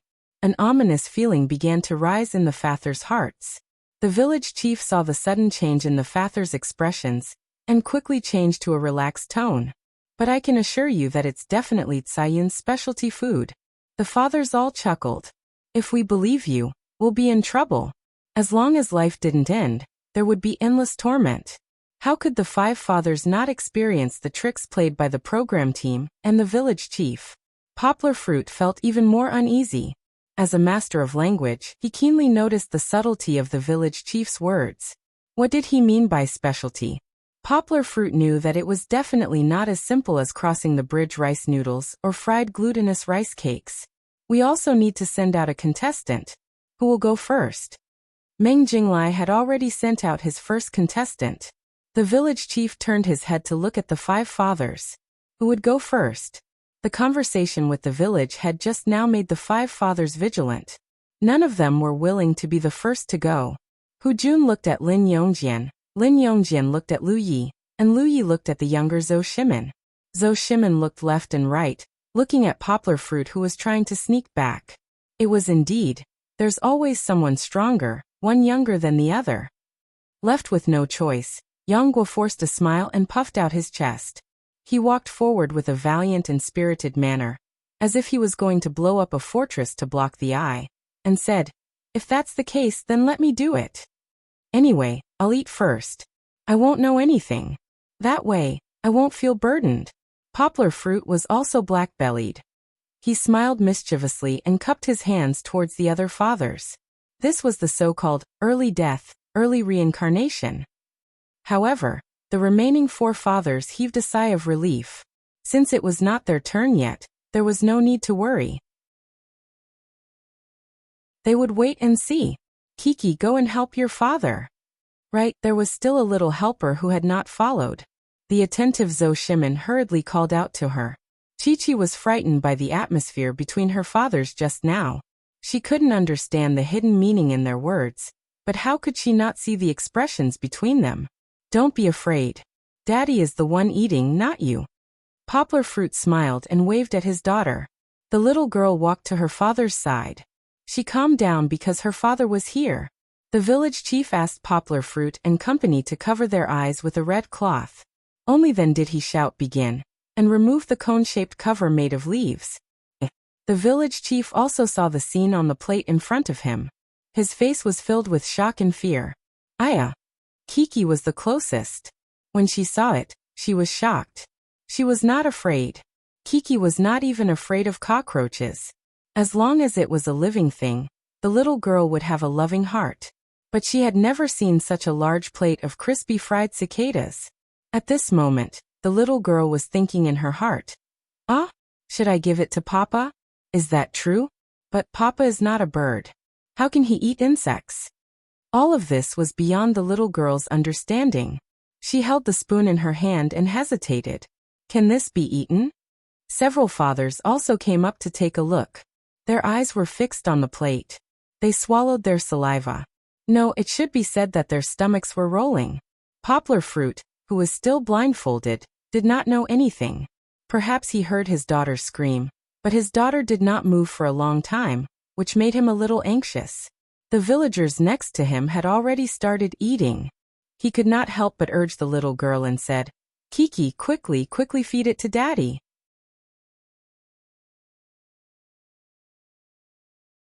Chapter 13:28.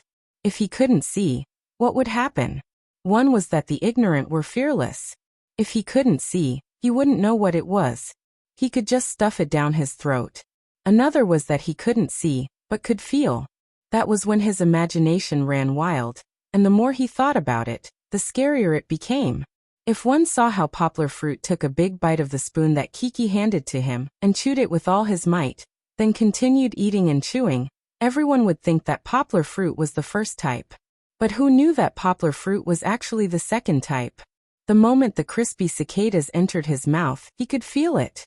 This texture was definitely that of an insect. Poplar Fruit already knew that something was wrong. His muscles automatically reacted by chewing twice, and he could immediately tell that there were many legs and wings, and they weren't small. What was this? It couldn't be those green flies, could it? Thinking of this, Poplar Fruit wanted to vomit. But he couldn't vomit. The competition was still in progress. He had chosen to participate in the competition, so he had to eat it even if he had to hold back his tears. Indeed, Poplar Fruit's nose twitched, and his eyes turned red under the red cloth. He was about to cry. What was there to be afraid of? Eat. He had already started eating flies. What was there to be afraid of? Not only did he want to eat, he also wanted to win. Otherwise, if he lost after putting in so much effort, he would really lose everything. Hence, Poplar Fruit began stuffing it down under everyone's gaze. He did not dare to chew too much, afraid that he would be too disgusted. He swallowed it down after a few chews, and his speed was astonishing. A few fathers who had regained their senses were still shouting, pour it all down." Poplar Fruit also responded to everyone's shouts. Without waiting for his daughter to feed him, he picked up the plate and poured it into his mouth. Of course, a lot of it fell out of his mouth and onto the table. He felt someone move behind his head, and Poplar Fruit's eyes suddenly lit up. The audience saw that it was the village chief. He was so naughty that he had unshackled Poplar Fruit's eyes midway. allowing him to look directly at what he was eating. He should be afraid now, right? However, Poplar Fruit was indifferent. Instead, he ate even faster. Why? Because Poplar Fruit saw it clearly. He realized that he was eating cicada. When he was young, he often went to catch cicadas with his friends. How could he not know him? Of course, Poplar Fruit had never eaten cicadas before, but he knew that someone had eaten cicadas before, and he had also drunk Chinese medicine made from cicadas. That is the molted shell of cicadas. However, this discovery still lifted Poplar Fruit's spirits. No matter what, cicada was still better than the flies he had imagined. After eating the poplar fruit, he became more courageous. Moreover, at this time, Poplar Fruit also recovered. It doesn't seem too bad, does it? No, it should be said that the taste was not bad. Although it looked disgusting, after soaking it in salt water and frying it in oil, it smelled fragrant and tasted fragrant and crispy. It was no worse than those snacks. It was just that many people found it difficult to accept. Of course, Poplar Fruit was stuffing himself at this time. He didn't care about tasting it carefully, but after he put down the psychological burden, Poplar Fruit ate faster. You have to eat those that fall on the table, the village chief reminded. Poplar Fruit used both hands. Kiki also helped her father. She stood on her tiptoes and helped her father gather the scattered cicadas on the table. Then Poplar Fruit grabbed them and stuffed them into his mouth. Although at the beginning, Kiki was indeed a few seconds slower because she was afraid. And although Poplar Fruit was indeed not as calm as the villager brother next to him, Poplar Fruit still took the first place with his storm-like eating speed. Yeah. Poplar Fruit smiled and high-fived with the other fathers and his daughter to celebrate. This could be considered as getting off to a good start. The village chief asked his fellow villagers and announced the source of the dish. It was really cicada. However, the children's reactions were very strong. Dejun said, that he ate cicada. Nui frowned and said with a bodhisattva's heart, you're not allowed to eat cicada. It's too disgusting. I also don't want my daddy to suddenly turn into a big bird and fly away. Kiki's imagination was also running wild. She frowned and nervously grabbed her father's clothes, as if her father was really going to fly away. There's no such thing.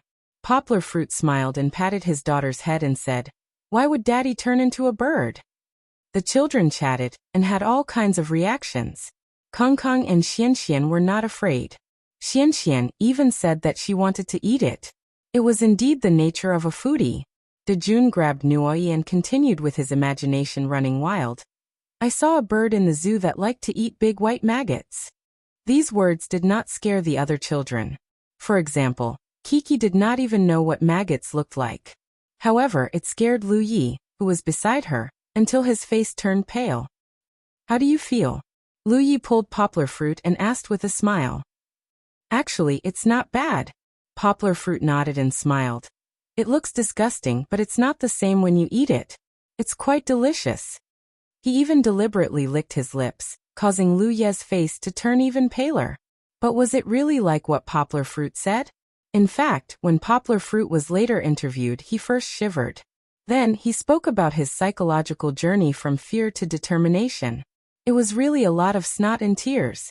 Whose turn would it be next? Lu Yi did not dare to go up. He planned to observe for a while more. Then Hujun steeled his heart and walked forward. I'll go. The second one might not be this. Zhou Shimen said to Hujun. When the village chief opened the lid, everyone could see clearly what medicine was being sold. Mango. Although they were yellow and looked like worms, Hujun's nose was wrinkled as he ate them. In fact, they were just thin strips of mango. Of course, it was not only the mango. Only Hujun, who had eaten them, knew that there was something else added in it, like chili. Go for it. Go for it. A few children shouted from the side. As it was not some strange insect, they were not that afraid and shouted very enthusiastically. Kiki was even more enthusiastic. She shouted with all her might to this uncle she liked. Even the little girl's fair skin was blushing from shouting. It was a close match, but because Hujun had his blindfold removed from his eyes by the village chief, he was able to use both hands and was faster than his opponent. He obtained a second victory. How rare! The fathers were actually able to obtain 2 victories in a row. Just as the fathers were cheering and Jun was proudly talking about the taste of the mango. After all, it was not worms. The little glutton, Xian, actually stretched out her short hands to take the mango leftovers on the table. Of course, he could not take it. Kiki stood beside him and helped him take a piece. Then, she also took a piece and stuffed it into her mouth. When the little glutton met the little glutton, the 2 of them began to secretly eat. Aya! Kiki and Xian's expressions suddenly changed. Kiki even spat out the leftovers to the side and fanned her mouth. It was too spicy. Who asked you to be greedy? Poplar Fruit did not know whether to laugh or cry as he looked for water for his daughter.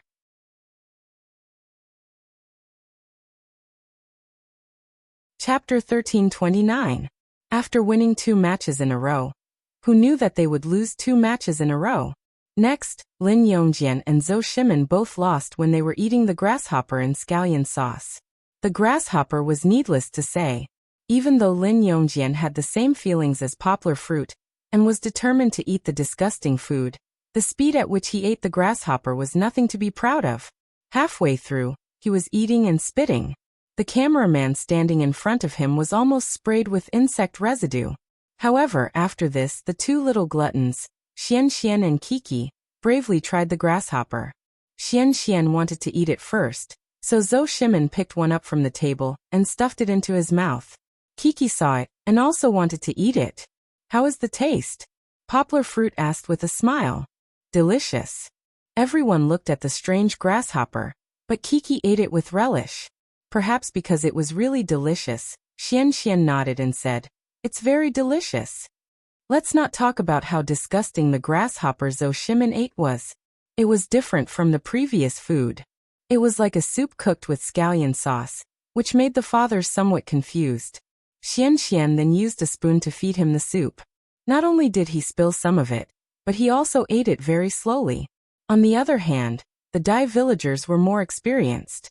They directly picked up a small bowl and poured it into their mouths. Just like that, they finished it. Shimin, tell us how it feels? The village chief pulled Zhou Shimin, who was eating with a bitter face, and asked, "What else could it feel like?" "Disgusting.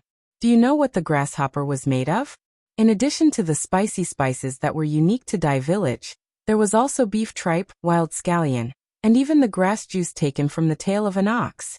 This was grass that had been eaten by an ox, and the stomach juice had not been regurgitated. After listening to the village chief's explanation, everyone's face turned green. Can this thing be eaten? It can really eat. The Dai family regarded it as a very important summer food. Furthermore, it had cooling and detoxifying effects, so people who drank it rarely fell sick. However, people who didn't understand it would feel like eating shit when they ate it, because there was a very bitter juice from the small intestine of the cow added in it. It was spicy and bitter. No wonder Zhou Shimin wanted to vomit. While the adults were complaining, the children didn't seem to feel anything. They were still having fun. Kong was alone again. He wandered outside the group and found a long water trough beside him. It was made of wood and looked like a canoe. The little boy stepped in with interest and sat on it. In the crowd, Kiki giggled. For some reason, she was so happy that she turned around. Just like that, she inadvertently saw Brother Kong sitting on the wooden boat. What's that? The little girl's gaze was actually on the wooden boat. She was very curious, so she left the group behind and walked towards Brother Kong. Kong was a little nervous when she saw her beautiful sister skipping over. The little boy tried his best to hide it, but his tense face was caught by the photographer. Brother Kong. Kiki giggled. Her voice was as clear as a wind chime. Where did you get this? A boat. Kong was so nervous that he didn't know what to say. He could only squeeze out one word. Don't boats sail in the sea? Kiki doubtfully swayed. She was looking at the long water trough, but it made Kong even more nervous. Brother Kong, can I sit on it too? Kong did not answer, so Kiki asked another question. Of course, she asked this question casually. The little girl did not treat Brother Kong as an outsider. Without waiting for Brother Kong to nod, she reached out and pressed on Brother Kong's shoulder. and climbed onto the trough from behind. Kong Kong did not expect to be pressed down by his sister. At that moment, he only felt that his shoulders and body were all stiff, and he did not dare to move. And at that moment, Kong Kong could clearly feel his sister's white and rosy face approaching. Kiki's skin was really good. Her skin was moist and delicate, and because of the hot weather, her baby fat cheeks were a little red. She was super cute. Kong Kong felt that he could not hold on any longer. His tense face was about to reach his limit. He really wanted to laugh. It was not out of happiness, joy, or pride. He did not know why, but he just wanted to laugh.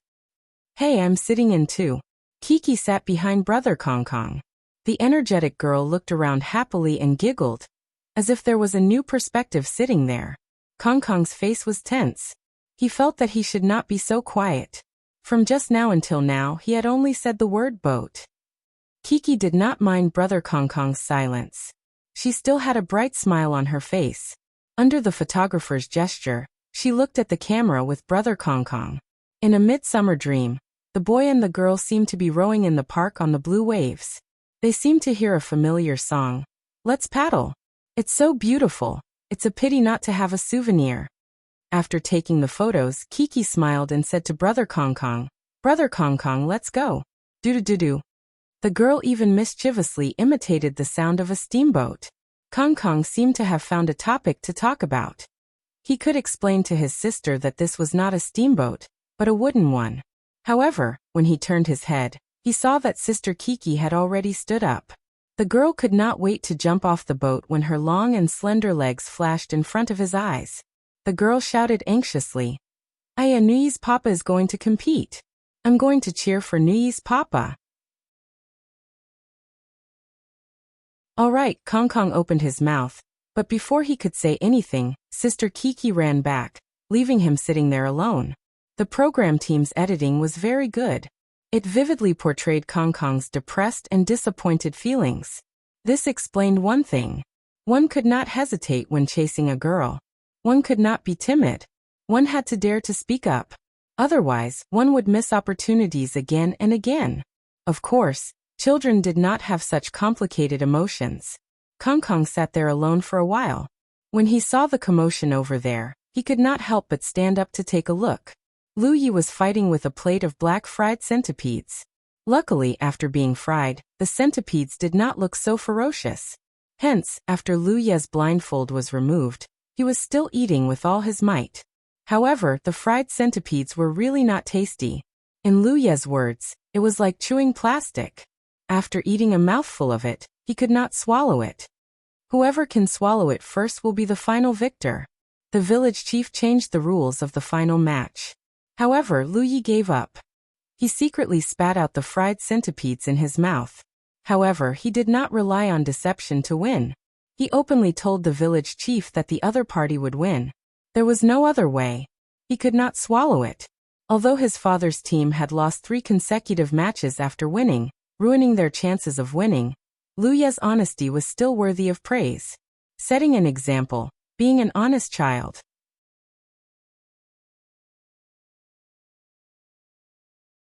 Chapter 1330. The second event was to melt the ice and retrieve the puzzle. In the end, the thick-skinned Hu Jun turned it into a broken ice and retrieved the puzzle. Although it was a little unfair, at least it saved the father's team some face. After that, they took a short break. However, the fathers and the children saw the staff strangely carrying a thick water pipe and pouring water into the wooden trough where Kong Kong and Kiki were playing. Moreover, everyone realized that there was not only one wooden trough. On the other side, there was also a long wooden trough where the Dai village team was standing. What are they doing? Kiki scratched her head and asked curiously. Maybe they are about to set sail. Kong Kong finally had the chance to answer. But, Daddy. In the end, little sister Chi-Chi turned around and ran away again. She found her omniscient father and asked in confusion, Papa, why? Why did Uncle and the others load water for the boat? Why is there water in the boat? Isn't there water outside the boat? There is water in the boat, because it is not a boat. Poplar Fruit shattered his daughter's fantasy and laughed. It is used to store water. Then why is it filled with water? Is it used for bathing? The little girl asked innocently. Maybe it is used for splashing water? Poplar Fruit was not too sure, but he remembered that the Dai village had a tradition of splashing water. Why is it splashing water? The little girl's questions were really endless. After a while, the village chief announced the rules of the next competition. It was really related to splashing water. The name of the competition was the water passing competition. The children would stand in a row, and their father would grab their thighs to prevent them from moving. Then, one by one, they would use a wooden bucket to pass the water from the bucket. Finally, the water would be poured into a large number of cups. The team that poured the most water in the stipulated time would be the winner. The first one must have the most strength and endurance. Lu Yi said, "There will not be a lot of water at the back. Try to catch as much water as you can to win." According to this strategy, Kong Kong and Hu Jun stood at the edge of the wooden trough. They were the first contestants to pass the water, while the weakest contestant, De Jun, stood at the back with Lin Yongjian. De Jun's strength had been proven on the grasslands. He couldn't even compare to brother Xian Xian, who was 2 years younger. There was some debate about who would be second. Lu Yi felt that since Kiki was a girl, Nui should take the responsibility of second place. However, Poplar Fruit disagreed. He felt that his daughter was very strong. Although she was not as strong as brother Kong Kong, she still had a lot of advantages over brother Nui. Thinking back to when they were picking grapes, Kiki was indeed carrying a large basket by herself. Lu Yi no longer wanted to compete with Poplar Fruit for the second place. Thus Nui stood at the third position, and the fourth position was the little meatball Xian Xian. Everyone stood in their respective positions. The village chief shouted 3, 2, 1, and the competition officially began. In the beginning, everyone was immersed in the nervous emotions of the competition. Because of nervousness, it was natural for them to make mistakes. Moreover, Kong Kong was not even 7 years old yet. Hua! Pui pui. Kong Kong filled the bucket with water and threw it. Hu Jun did not help at all. In the end, Kong Kong used too much strength and splashed the water on Kiki and Poplar Fruit's faces. There was some water in the bucket, but most of it was received by Kiki and Poplar Fruit with their faces. Kiki. Kiki used one hand to wipe her face as she laughed in amusement. Kong Kong did not have the time to apologize. She turned around and splashed another bucket of water. At this time, Kiki was still wiping her face. Poplar Fruit and his daughter were drenched again. Their clothes were soaked. Poplar Fruit was holding onto his daughter's waist, so he could only shake his head to get rid of the water on his face. Kiki suffered even more. The little girl's hair was scattered by the water. A few strands curled and stuck to her cheeks playfully and cutely. Aim Kong Kong aim. Poplar Fruit saw Kong Kong coming again and quickly shouted. Fortunately, Kong Kong had adjusted herself this time, and Chi Chi had also put her attention into it. Surprisingly, she didn't lose too much in the process. Turning around, Kiki was about to pass the water to Nui, but the two children seemed to be a little far apart. The little girl could not help but call out innocently, "Brother Nui, come closer. If you can't come over, you can just fall over like this." Poplar Fruit shouted. Thus Kiki made her move. She did not adjust well and splashed half a bucket of water, drenching Nui and Lu Ye's faces. Haha. Behind, Zhou Shimin could not laugh anymore. This was really fun. How was this passing water? This was splashing water, okay? Next, Kiki received half a bucket of water from brother Kong Kong. This time, Poplar Fruit did not dare let his daughter mess around. If she splashed water on their faces again, they would play this game until tomorrow and most of their cups would be empty. Poplar Fruit shouted, "Kiki, use less strength. Look carefully before splashing." This time the water splashed out. Although some of it splashed on Nui's face, a large part of it still went in. Quick. After waiting for a long time, Zhou Shimin and Lin Yongjian, who did not feel like participating, finally became happy. After all, the water could finally be passed over. They did not have to stand and watch the show anymore.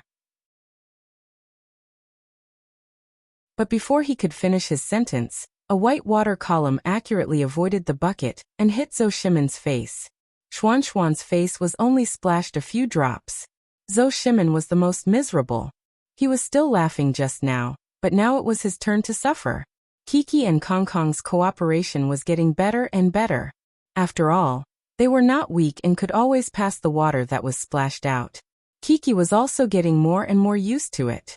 Every time she splashed out, most of the water would go into Nuoyi's bucket. But when it came to Nuoyi, it was as if there was a fault. He could not pass the water out no matter how many times he tried. Either he was too weak and fell on the grass, or he used too much strength and fell on Xuan Xuan's face.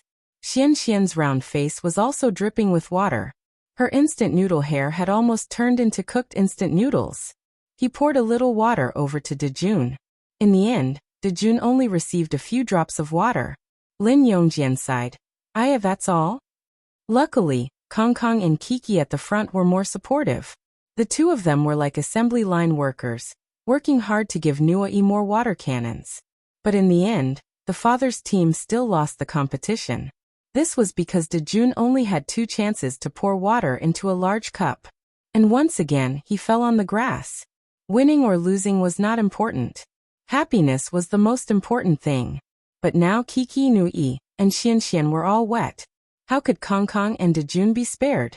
Next, the villagers in the village all went up together and played a lively splashing festival. Kiki was having a lot of fun. She did not even want her father to block the water for her. She took a small basin and chased after her 4 friends to splash water. Listening to her happy laughter, it was as if the sun on the horizon was reluctant to leave the mountain.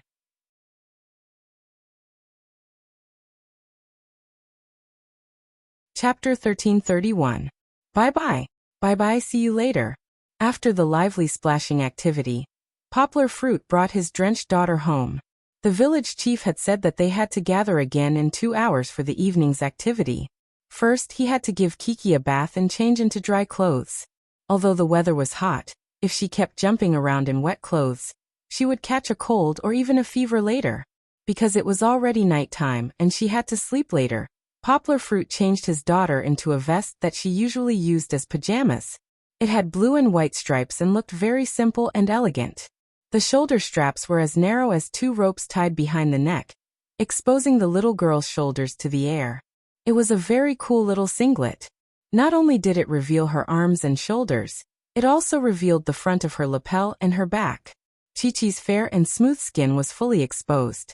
Although the little girl didn't have much flesh on her body and there wasn't much to look at, this was the first time the little girl's delicate and moist skin, her slender and slim arms, and her exquisite collarbone had appeared in front of the camera. Poplar Fruit changed his daughter into a pair of very loose blue-black pants. Although it was very loose and went past the knees, the little girl's thin and long legs couldn't be covered. Instead, because of the obvious contrast, it made her legs look even more slender and long. It had to be said that other than the fact that the little girl had no breasts, her good figure and exquisite face made many adult female fans both love and hate her. They loved Chi-Chi's naivety and cuteness, but they hated the fact that a little girl who was not even 5 years old could be so beautiful. She could be described as a demon. Was there still a need for an Uni who was too old to be wanted by anyone? Poplar Fruit also took a simple bath. The summer in Cayenne was very hot, so he estimated that he would have to take another bath when he came back at night. In terms of clothing, Poplar Fruit would always pick out the best for his daughter. But when it came to himself, he did not care at all. He would dress the way he usually dressed at home, in school and in the show. Now that he was no longer endorsing Givenchy, his clothes were still the cheap ones that could be bought at Tengu Mall for a few $100s. Of course, Poplar Fruit was a man who looked good in all kinds of clothes. First, he had a good figure, and second, he had a temperament. Others would look like passers-by on the street when they wore designer clothes that cost tens of thousands of yuan. But he looked handsome when he wore clothes that cost hundreds of yuan. After Poplar Fruit came out, he saw his daughter squatting in front of a basket and looking at it. He smiled and said, "What are you looking at?" Of course, he knew what it was. When he came back earlier, the photographer had told him that it was an ingredient for dinner. "Look at pineapple." The little girl happily jumped up from the ground, pulled her father's hand and giggled. "Papa, there's pineapple here." Poplar Fruit looked at the little girl with a smile. How could he not know his daughter? When Kiki mentioned pineapple, She knew what he meant. She smiled and asked, I know you want to eat pineapple sweet and sour pork again, right? Hee, Papa will make pineapple sweet and sour pork for Chi-Chi to eat today, okay? Yonggwa guessed right. The little girl smiled sweetly, pulled her father's hand and acted coquettishly. Poplar Fruit looked at the basket and saw that there was still pork in it. He smiled and patted his daughter's little head and said, Okay, if you want to eat, Papa will make it for you. Pineapple sweet and sour pork was a very famous Cantonese dish. The process was not complicated, but the ingredients were very delicate. Fortunately, all of these were stored in Poplar Fruit's mind. As soon as he said it, Poplar Fruit washed the knife and anvil and began to cut the big pineapple. Many people did not know how to deal with this thorny thing, but watching Poplar Fruit deal with the pineapple was like watching an art film. He cut it horizontally and vertically, and quickly cut it a few times. The pineapple was like a spinning top in his hand. After the knife light and sword shadow, the pineapple was only a white and fat ball. His cutting method was different from the internet's method of cutting it into several equal parts, and then slowly peeling off the skin. Poplar Fruit trusted his cutting skills. The outer skin was almost a thin layer, and the flesh inside was not damaged. Of course, later on, Poplar Fruit still had to cut off the black eyes of the pineapple. After watching her father deal with the pineapple, Kiki could not sit still. She remembered the peacock raised in the first room that the village chief said in the morning. The little girl jumped down from the chair and ran to her father's side. She said, Papa, I'm going to Brother Nui's house to see the peacock. It was still early. Poplar Fruit looked at the bright sky and nodded. He smiled and said to Kiki, Okay, you have to go with Uncle. Don't run around. Poplar Fruit's house was not too far from Nui's house, and there was a responsible photographer following them. Poplar Fruit was not worried. Anyway, he could not make the food in a short time, so he let Kiki play first. Pineapple sweet and sour pork was indeed troublesome. Not only did the pineapple have to be soaked in salt water for 10 minutes after cutting it, but the pork was also troublesome. It had to be cut into pieces, marinated with starch, eggs, and other ingredients, rolled in dry flour before it was put into the pot, and then fried in a pan of oil. The key to making the sweet and sour pork was not just these two. It also had to be made with ketchup, white vinegar, white sugar, and other sauces. Whether the sweet and sour pork was delicious or not depended on the ratio of the sauces. Fortunately, Poplar Fruit often made it for Kiki at home, so he knew how to season it. Poplar Fruit spent a lot of effort and finally made the sweet and sour pork, but Poplar Fruit still wanted to make other dishes. There were potatoes, chicken wings, and other ingredients in the basket. Poplar Fruit planned to cook a plate of sour and spicy shredded potatoes for his daughter. If there was time, Poplar Fruit also wanted to make a barbecue. He saw the barbecue rack just now. However, it was at this moment that Chi-Chi came back. The little girl looked at the fragrant sweet and sour pork on the table, but she was not very happy. The little girl said with pity, Papa, Brother Nui is so pitiful. How was he pitiful? After listening to his daughter's explanation, Poplar Fruit found out that Nui and Lu Yi were using soy sauce to go with the rice. Could it be that this scammer's father did not cook for Nui? Poplar Fruit felt that it was a little ridiculous. Actually, there was. Lu Yi still made a plate of potatoes. The audience saw that as he sang, shredded potatoes, 7 shredded potatoes on a vine. He made a simple plate of fried shredded potatoes. It was oily and he even added a lot of salt. He even shamelessly said that he could not let Anna know. Otherwise, he would have to cook for them when they got home. Nui was so pitiful. Kiki also felt the same, so she really wanted to help her good friend.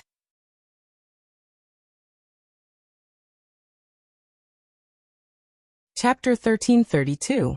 Big Eyes Met Big Eyes. Poplar Fruit squatted down and looked into his daughter's eyes. For a moment, the father and daughter fell into silence. Poplar Fruit looked at the freshly cooked pineapple sweet and sour pork on the table, and then looked at his daughter. Kiki followed her father's gaze and looked at the fragrant pineapple sweet and sour pork. It looked delicious. Thinking about its sweet and sour taste, the little girl couldn't help but swallow her saliva. Why don't we share some with Brother Nui? Chi-Chi hesitated for a moment before she pouted and said reluctantly, We can't eat that much either. The last part was true. A whole plate of pineapple sweet and sour pineapple meat was almost filled to the brim with a large plate. No matter how big Poplar Fruit and Kiki's appetites were, they couldn't finish so much pineapple sweet and sour pork. There was also white rice, but Poplar Fruit was still very surprised. Kiki volunteered to share her favorite food with her friends. Although it wasn't the first time, it was still considered a breakthrough. One had to know that pineapple sweet and sour pork was Chi-Chi's favorite food. This reminded Poplar Fruit of Kiki's childhood. This little foodie was very protective of her food. She was only a little over 1 year old, and she even threw a tantrum with the bad Uncle Song Jiwen over her favorite food. Who would have thought that Kiki would grow up and be so sensible? She was willing to share her favorite food with her friends, and it was even her favorite pineapple sweet and sour pork. Poplar Fruit decided to see if his daughter was really willing to share. He asked softly, "Okay, do you want to give it to Brother Nuyi?" I'm good friends with Brother Nuyi, so I want to share it with him." Kiki seemed to have made up her mind and she nodded seriously. Poplar Fruit smiled and continued, "If we give it to Brother Nuyi, then should we also give it to Brother Kong Kong, Brother Dajuan and Brother Xian Xian?" He couldn't attend to one thing and lose sight of the other. It wasn't that Yang Guo was trying to be righteous. That was what Yang Guo was thinking. Moreover, he wanted to see if his daughter was really willing to share most of the pineapple sweet and sour meat that she liked to eat. Yeah. Kiki didn't seem to realize the difference between a portion and a majority. The little girl giggled and said, "There's still Brother Kong Kong, Brother Dajuan, and Brother Xian Xian. They are also my good friends." Therefore, Poplar Fruit borrowed a bamboo basket from the owner, washed 4 bowls, and used a spoon to fill each bowl with half a bowl of sweet and sour pork. The first 2 bowls were still okay, but as the bowl went on, the large plate of pineapple sweet and sour pork began to shrink at a speed visible to the naked eye. Half of it was gone, and it continued to shrink. Soon, almost all of it was in the bowl. In the camera, the young lady's beautiful eyes were fixed on the gulu meat on the plate, and her expression slowly became anxious. There was a big difference between sharing a portion and sharing a majority. After sharing a portion, there was still a lot of pineapple sweet and sour pork left. Based on her father's appetite and her own, the remaining pineapple sweet and sour pork wouldn't be enough to fill their teeth. "What's wrong? You don't want to share?" Poplar Fruit was filling the last bowl. He smiled at his daughter and asked. The little girl pouted and hugged her father's leg. She felt wronged and couldn't bear to look at the pineapple sweet and sour pork that was still shrinking.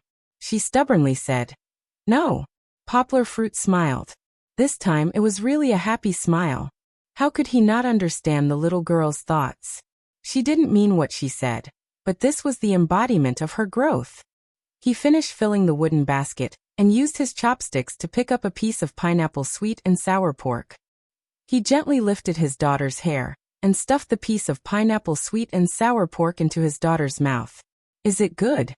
Poplar Fruit looked at his daughter and asked with a smile. Because of the delicious food, the little girl's mood rose again. She squinted her eyes and chewed with her mouth full. The sweet and sour taste made her forget her grievances. The little girl nodded vigorously, and her father stuffed another piece of pineapple sweet and sour pork into her mouth. She ate so much that she couldn't stop talking. "Go follow Uncle to deliver it. After you're done, come back and eat with Daddy," Poplar Fruit said with a smile. "Don't worry, even if the pineapple sweet and sour pork isn't enough, Daddy will stir-fry shredded potatoes for you and make barbecue for you." "Okay." The little girl finally felt relieved. She smiled sweetly and replied.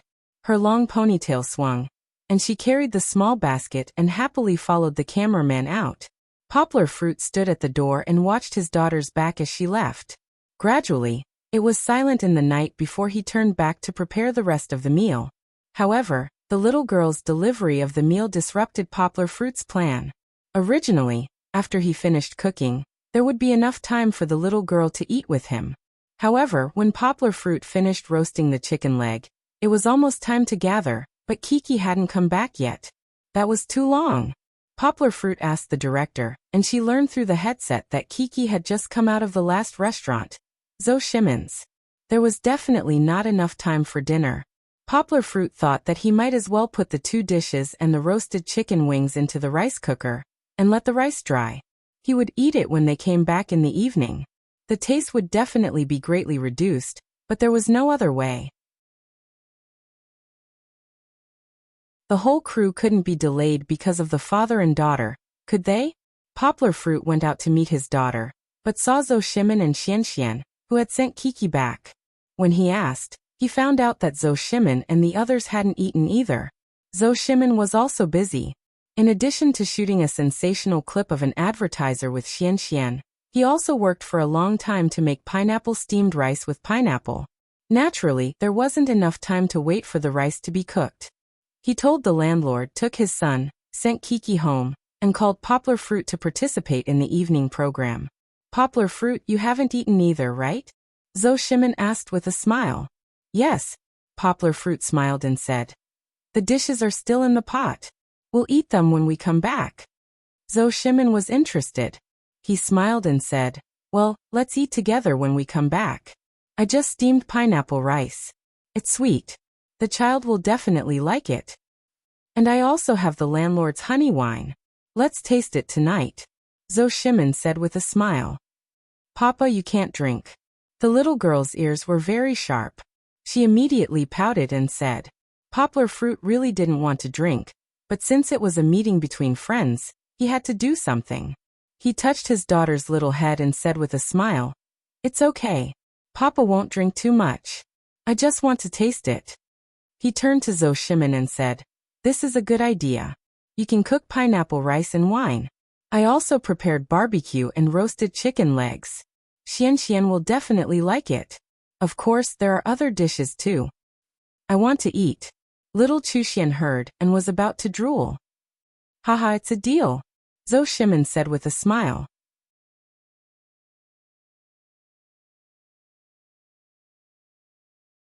Chapter 1333.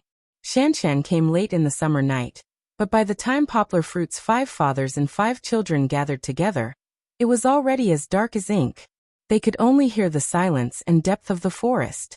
There were still lights in the place where they gathered, but they were not very bright. This was not because the production team was stingy, but because if the lights were brightly lit, the effect of the show would be much worse later. Everyone looked in the direction the village chief was pointing. There was a cement platform on the side of the forest, and then a tall frame made of bamboo was built on top of it. It was a bit like the outer frame of a building at a construction site. Of course, this was not for everyone to see the construction site. On top of this frame, there was a long bamboo slanted diagonally. Poplar Fruit's sharp eyes could see the mystery of this thing. How should he put it? This thing was like the big iron rod in the hands of the Awakening Lions team during the Cantonese Spring Festival. The top was thick, and there were huge firecrackers stuffed in it.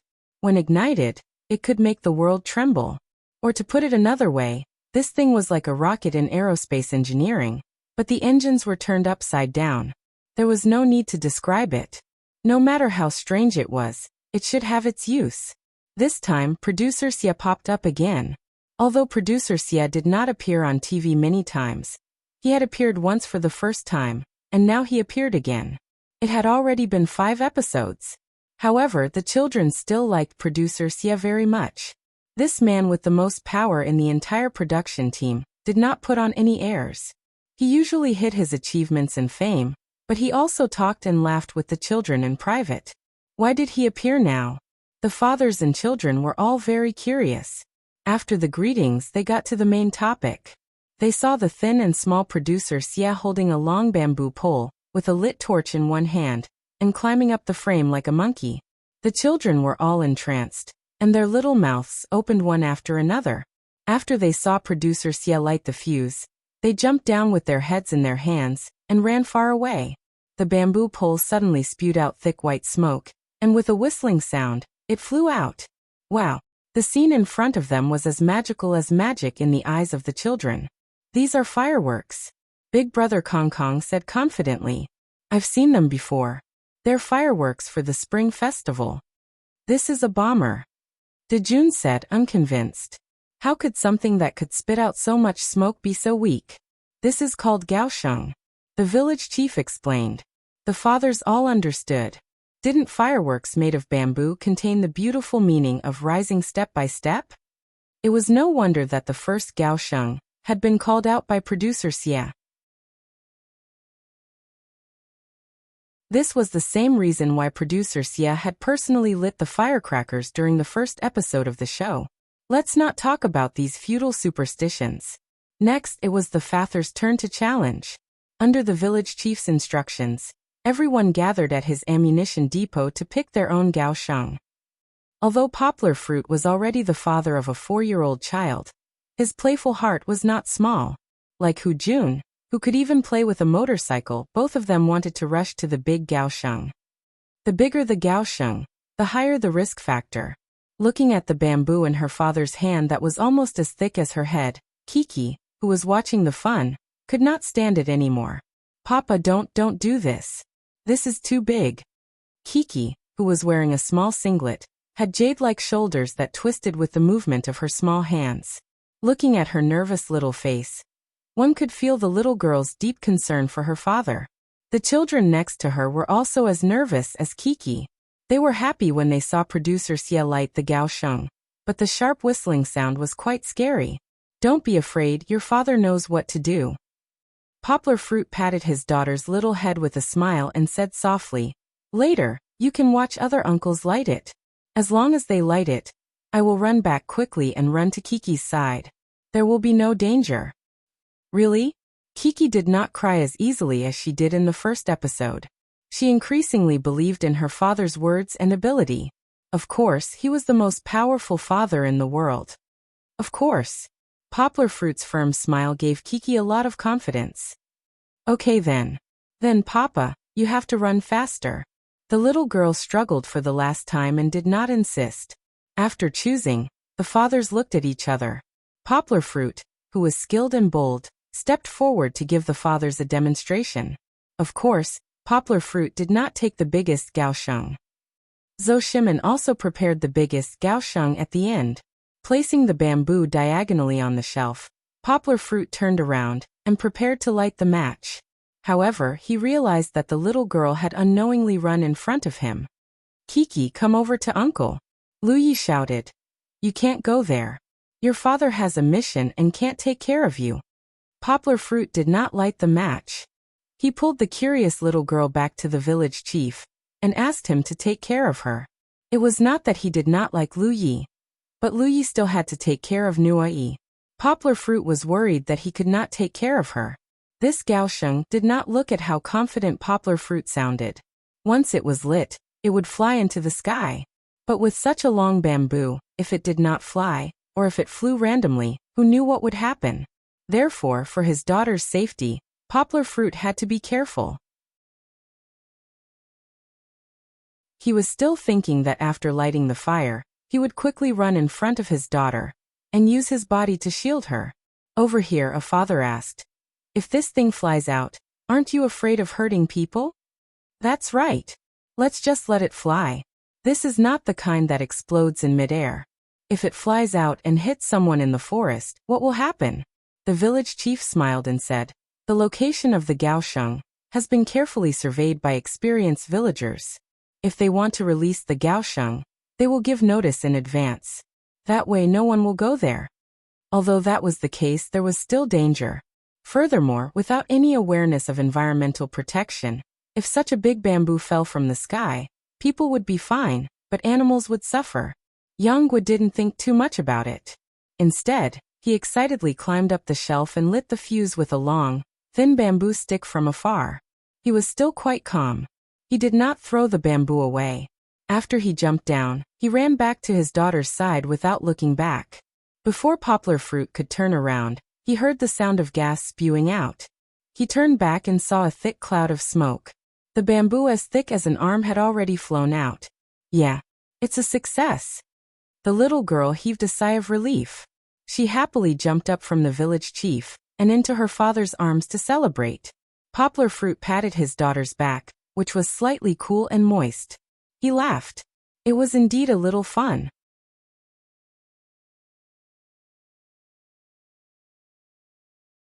Chapter 1334. Who's next? Lin Yongjian, who was holding the youngest Gaosheng, stood up bravely. He lit a fire with a bamboo pole and climbed up. Poplar Fruit's fathers each took care of a child while the village chief took care of Dajuan. They all shouted with a smile, "Teacher Lin, you can do it. Light it up. Throw the bamboo pole away. That way you can run faster," Lu Yi suggested.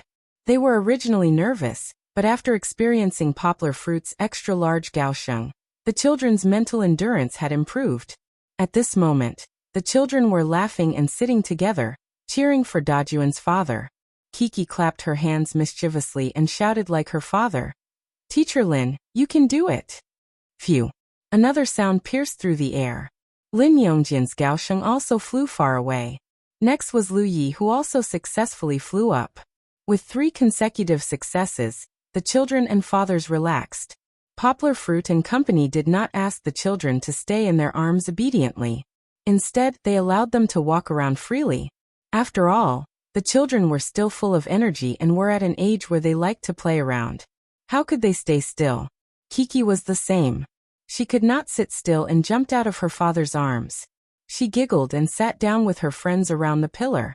With her friends, the young lady felt that she could speak more freely, and it was more interesting. Poor father abandoned by Kiki. Poplar Fruit smiled and did not interfere. As long as they did not approach the stage and were still within his control, Poplar Fruit was still confident in protecting their safety. Next, it was Hujun's turn. His Gaosheng was not small, and was about the same as Poplar Fruit's. However, Kong Kong was not too happy. His feelings were the same as Kiki's. He was very worried about his father's health.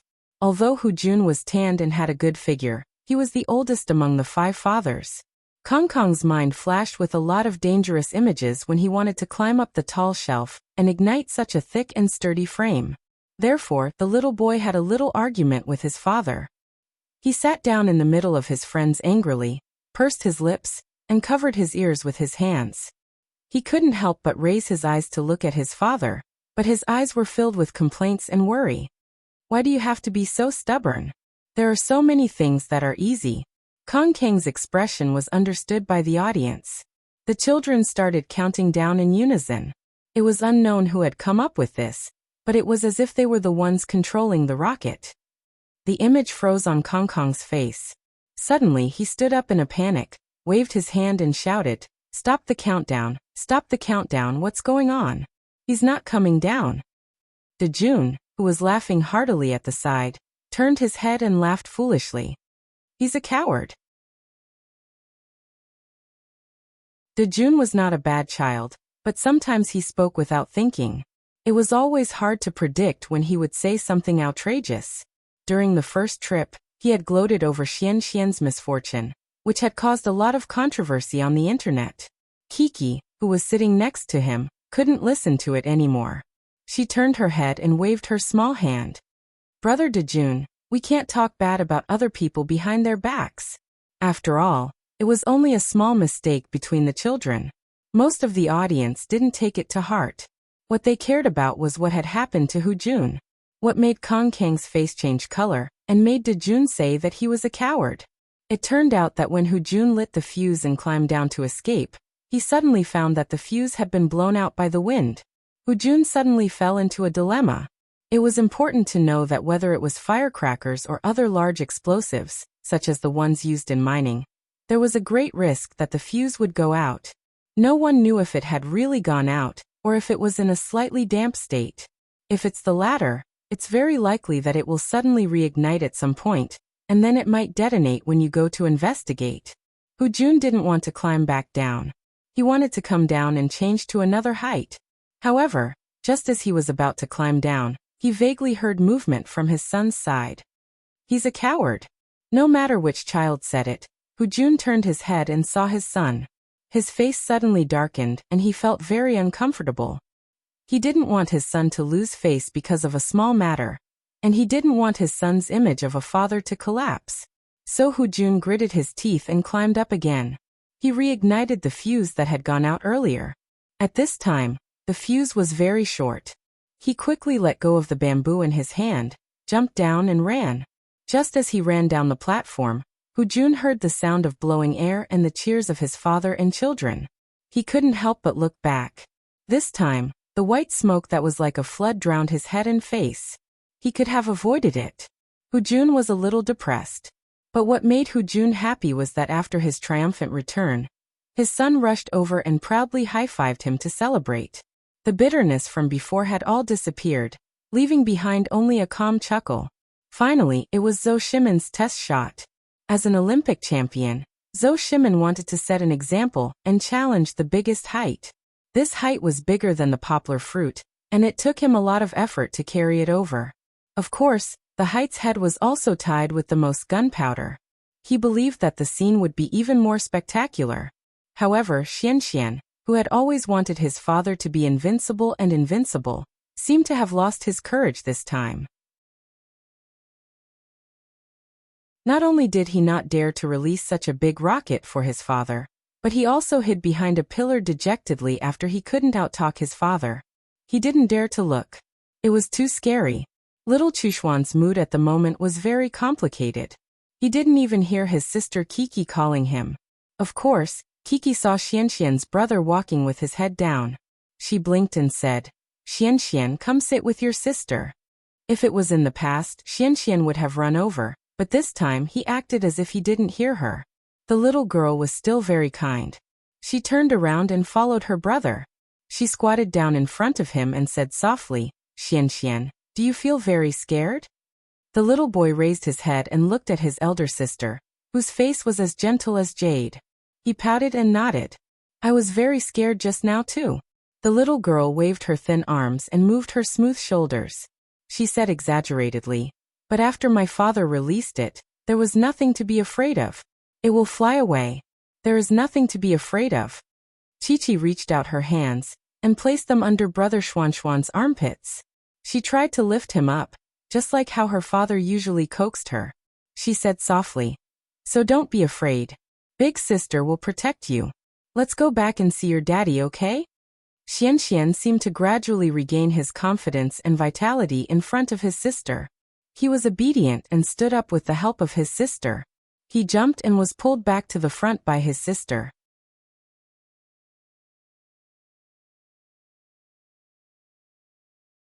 Chapter 1335. The promotion came to an end amidst the cheers of the audience.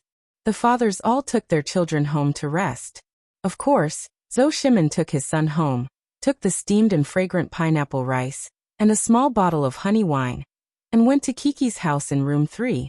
"Take this wine and give it to Kiki's father." Zhou Shimin coughed twice with a smile on his face. He lowered his voice and said, "Maybe he'll be your future father-in-law." "What future father-in-law?" If Poplar Fruit heard this, he would definitely snort proudly. "You want to have ideas about my daughter? Be careful, or I'll chase you to the ends of the earth with a two-handed meowdow. When she grows up." Not even when she grows up. Everyone who pursues his daughter is an enemy, an absolutely irreconcilable enemy. Of course, Zhou Shimin was just joking. He took Xianxian to Poplar Fruit's house. They arrived in a few steps and saw Poplar Fruit washing the pot. "Xianxian is here." Kiki, who was standing on the balcony, saw them and reported to her father like a little scout. "Please sit down." Poplar Fruit smiled and said to Zhou Shimin and his son, "I just poured the dish into the pot and stir-fried it. It tastes better when it's hot." It was mainly steamed in the rice cooker, so it was full of steam. Without oil, the original taste couldn't be found. Roast chicken leg. Xianxian looked at the fragrant barbecued chicken leg on the table. After stir-frying it again, the barbecued chicken leg regained its crispy exterior and tender interior color. The aroma in the air made little fatty Xian squirm uncontrollably. His chubby little belly shook as if it had a small motor installed. The audience couldn't help but laugh when they saw this. He was indeed a foodie. Look at his sister. She's so well-behaved. You only know how to eat. Zhou Shimin smiled and patted the back of Xuanxuan's head. Just now, Chi-Chi had very diligently helped to move the small plastic stool out. Although the little girl was wearing a cool and cute little vest that exposed her fragrant shoulders and looked delicate, she was not a spoiled little princess. This diligent and neat, warm and hospitable performance made her even more popular with the audience. Zhou Shimin couldn't help but praise him in his heart. As expected of the child of a scholarly family, there's nothing to say about this family's teachings. He had many friends around him. Most of the time after earning money, they were too busy to discipline their daughters, or they spoiled their daughters too much, causing them to develop princess syndrome. Come Chi-Chi, try this pineapple rice made by uncle. Actually, he can be considered as uncle. Zhou Shimin divided the pineapple rice into 4 bowls. He personally handed 1 bowl to Kiki and then to his son. Is it good? Zhou Shimin asked as he watched Kiki taste a small spoonful. Delicious. It's just a little hot. Sweet and sour, it was easy to whet one's appetite. This was every child's favorite, and Chi-Chi was no exception. Her eyes narrowed into a sweet smile. Be careful, don't burn it. Eat slowly. Yanghua smiled as she watched the 2 little ones eat heartily. Xianxian grabbed a spoon in one hand and a roasted chicken leg in the other. They didn't interfere with each other as they buried their heads in the table and ate. It seemed that he was hungry. It was almost 8 o'clock. How could he not be hungry when he didn't eat at night? Poplar Fruit was hungry, let alone children. Of course, Poplar Fruit and Zhou Shimin were not as busy as the 2 children. The 2 of them leisurely drank some honey wine. Poplar Fruit didn't drink too much. "Oh right, brother Zhou." The 2 of them chatted. Poplar Fruit suddenly smiled and said, "I want to discuss something with you." "What's there to discuss? Just say it." Zhou Shimin laughed. He drank half a bowl of wine and his face was a little red. "You should know that the kung fu I learn and the boxing you learn are not the same thing. Of course there are similarities, but there are also many differences." Poplar Fruit didn't make it very clear. Zhou Shimin didn't understand Poplar Fruit's intentions. He simply followed Poplar Fruit's words. He smiled and said, "I know. According to our tradition, what you learn should be called Chinese martial arts, right? I've seen it before, but you're the best." He gave a thumbs up and smiled. "In terms of kung fu, I can't beat you." Of course, he couldn't beat Poplar Fruit. 10 Zhou Shimins were not necessarily the opponent of 1 Poplar Fruit. Of course, it wasn't that his boxing was bad. After all, Zhou Shimin wasn't the best professional boxer. Poplar Fruit would also weigh the strength of the real boxing champion. But Zhou Shimin was only an Olympic boxing champion. Didn't you see that when he went to professional boxing, the glory he won wasn't worth mentioning? But Poplar Fruit didn't mean to compare himself with Zhou Shimin. It was meaningless. He smiled and said, "Last time on the grassland, when I saw Xianxian wrestling, I had an idea." Although he was smiling, Poplar Fruit slowly exuded a little momentum. The momentum of a grandmaster. As immovable as a mountain, in the midst of talking and laughing, the boat turned to ashes. At this time, Zhou Shimin didn't pick up the bowl to drink anymore. When talking about his son, he became serious. Poplar Fruit continued. "Later, I went back and thought about it for a few weeks. I think Xianxian is really good. He is brave, tenacious, passionate, and has a drive to never admit defeat. Very good." He wasn't stingy with his compliments in front of Xianxian, but the little foodie was still buried in the food. Chi-Chi, on the other hand, was holding a bowl and eating the delicious pineapple rice. She blinked her big bright eyes and listened to her father. Zhou Shimin pushed his son and said with some disappointment, "Don't just eat. It's okay. The child doesn't need to be restrained too much." Poplar Fruit smiled and waved his hand.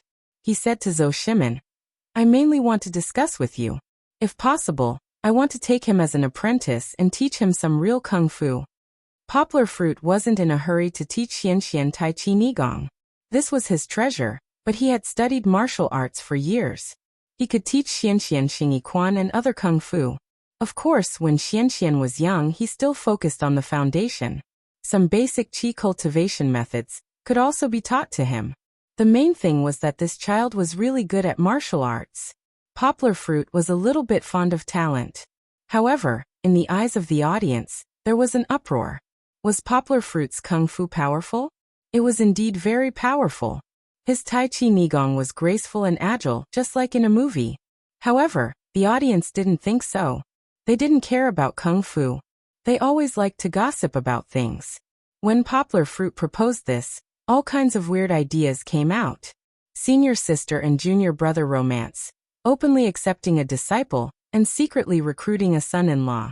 The director's eyes lit up as he listened from behind.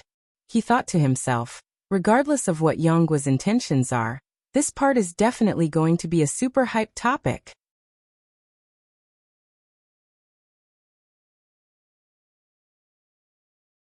Chapter 1336. After Poplar Fruit made his proposal, he saw Zhou Shimin suddenly fall into silence. Xianxian also looked left and right in confusion.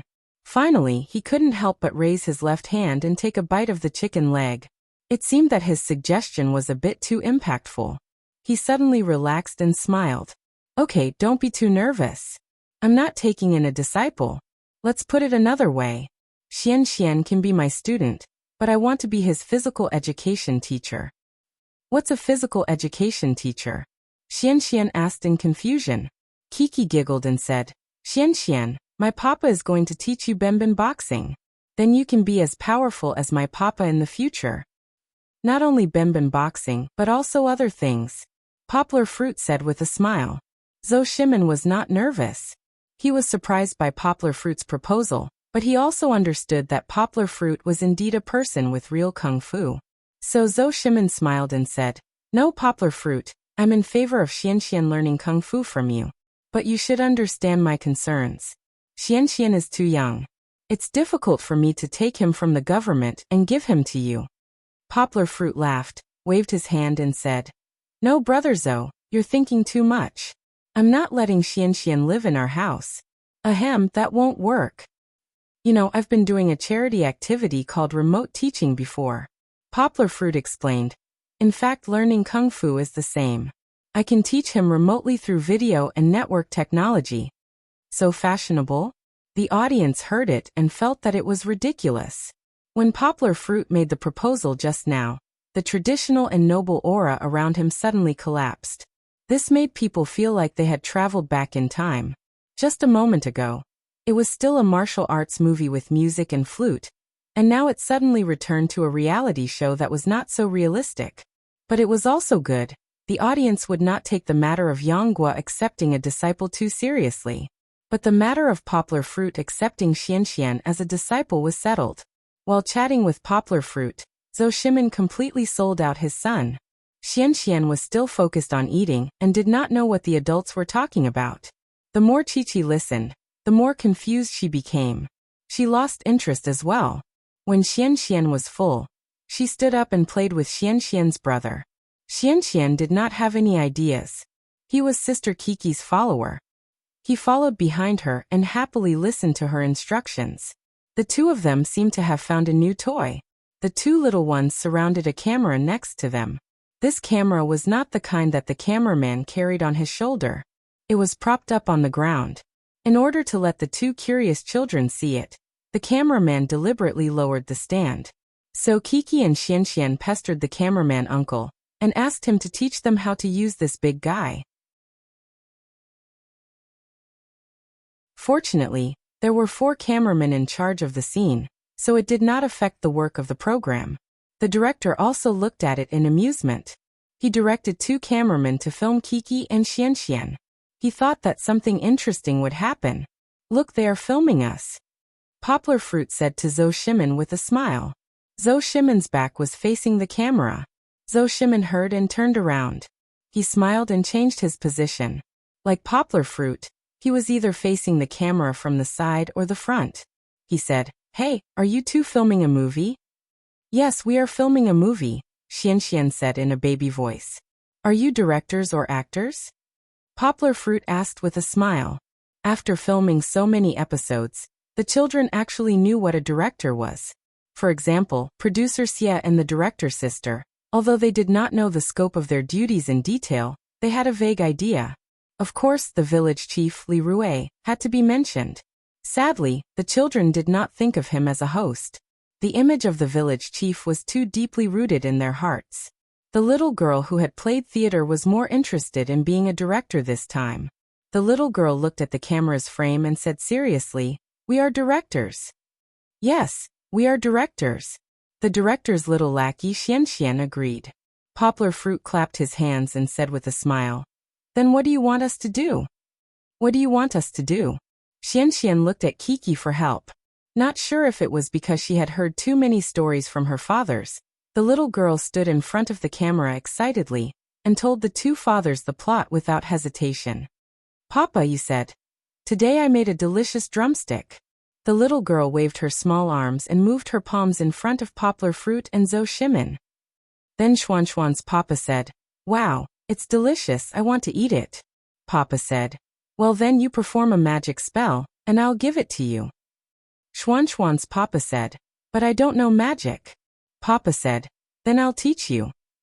The plot was a little erratic, and could even be said to be a little unreasonable, but the little girl's serious look was really funny. So under Kiki's command, the fathers began to act. Of course, they still needed the cameraman's help to control the camera, and the little girl stared at the frame. What was Xianxian doing? He didn't know anything, so he smiled foolishly and watched his sister's performance. Kiki's sister was really beautiful. She was wearing a vest, and she looked very charming when she was serious. Then I'll teach you.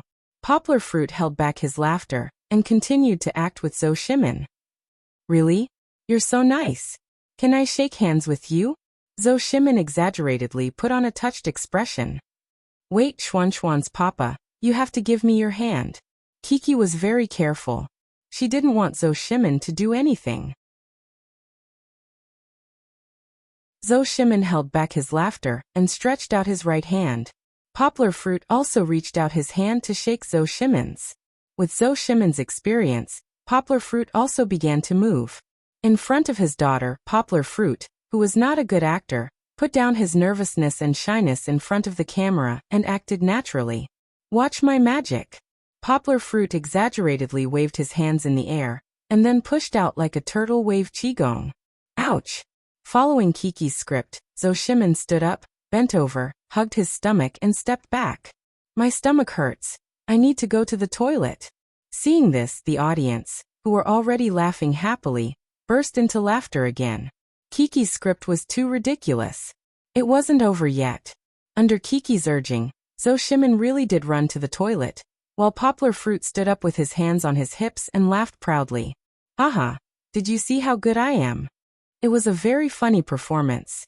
It was originally a child's logic, but under the interpretation of two adults and the guidance of a cute girl, it became a very interesting performance. It became the last highlight of the show. Of course, it was getting late. After the program team sent the mission card for tomorrow morning's episode, Zhou Shimin took Xianxian home to rest. That you're tuning in to the Li Mei's Wuxia Whispers YouTube channel. We're so grateful for your support, and don't forget to subscribe to join us on this incredible journey through captivating stories. Your generosity through donations truly makes a world of difference, as it's the primary source of revenue that allows me to expand and enhance this channel for you. Thank you from the bottom of my heart for being a part of this adventure.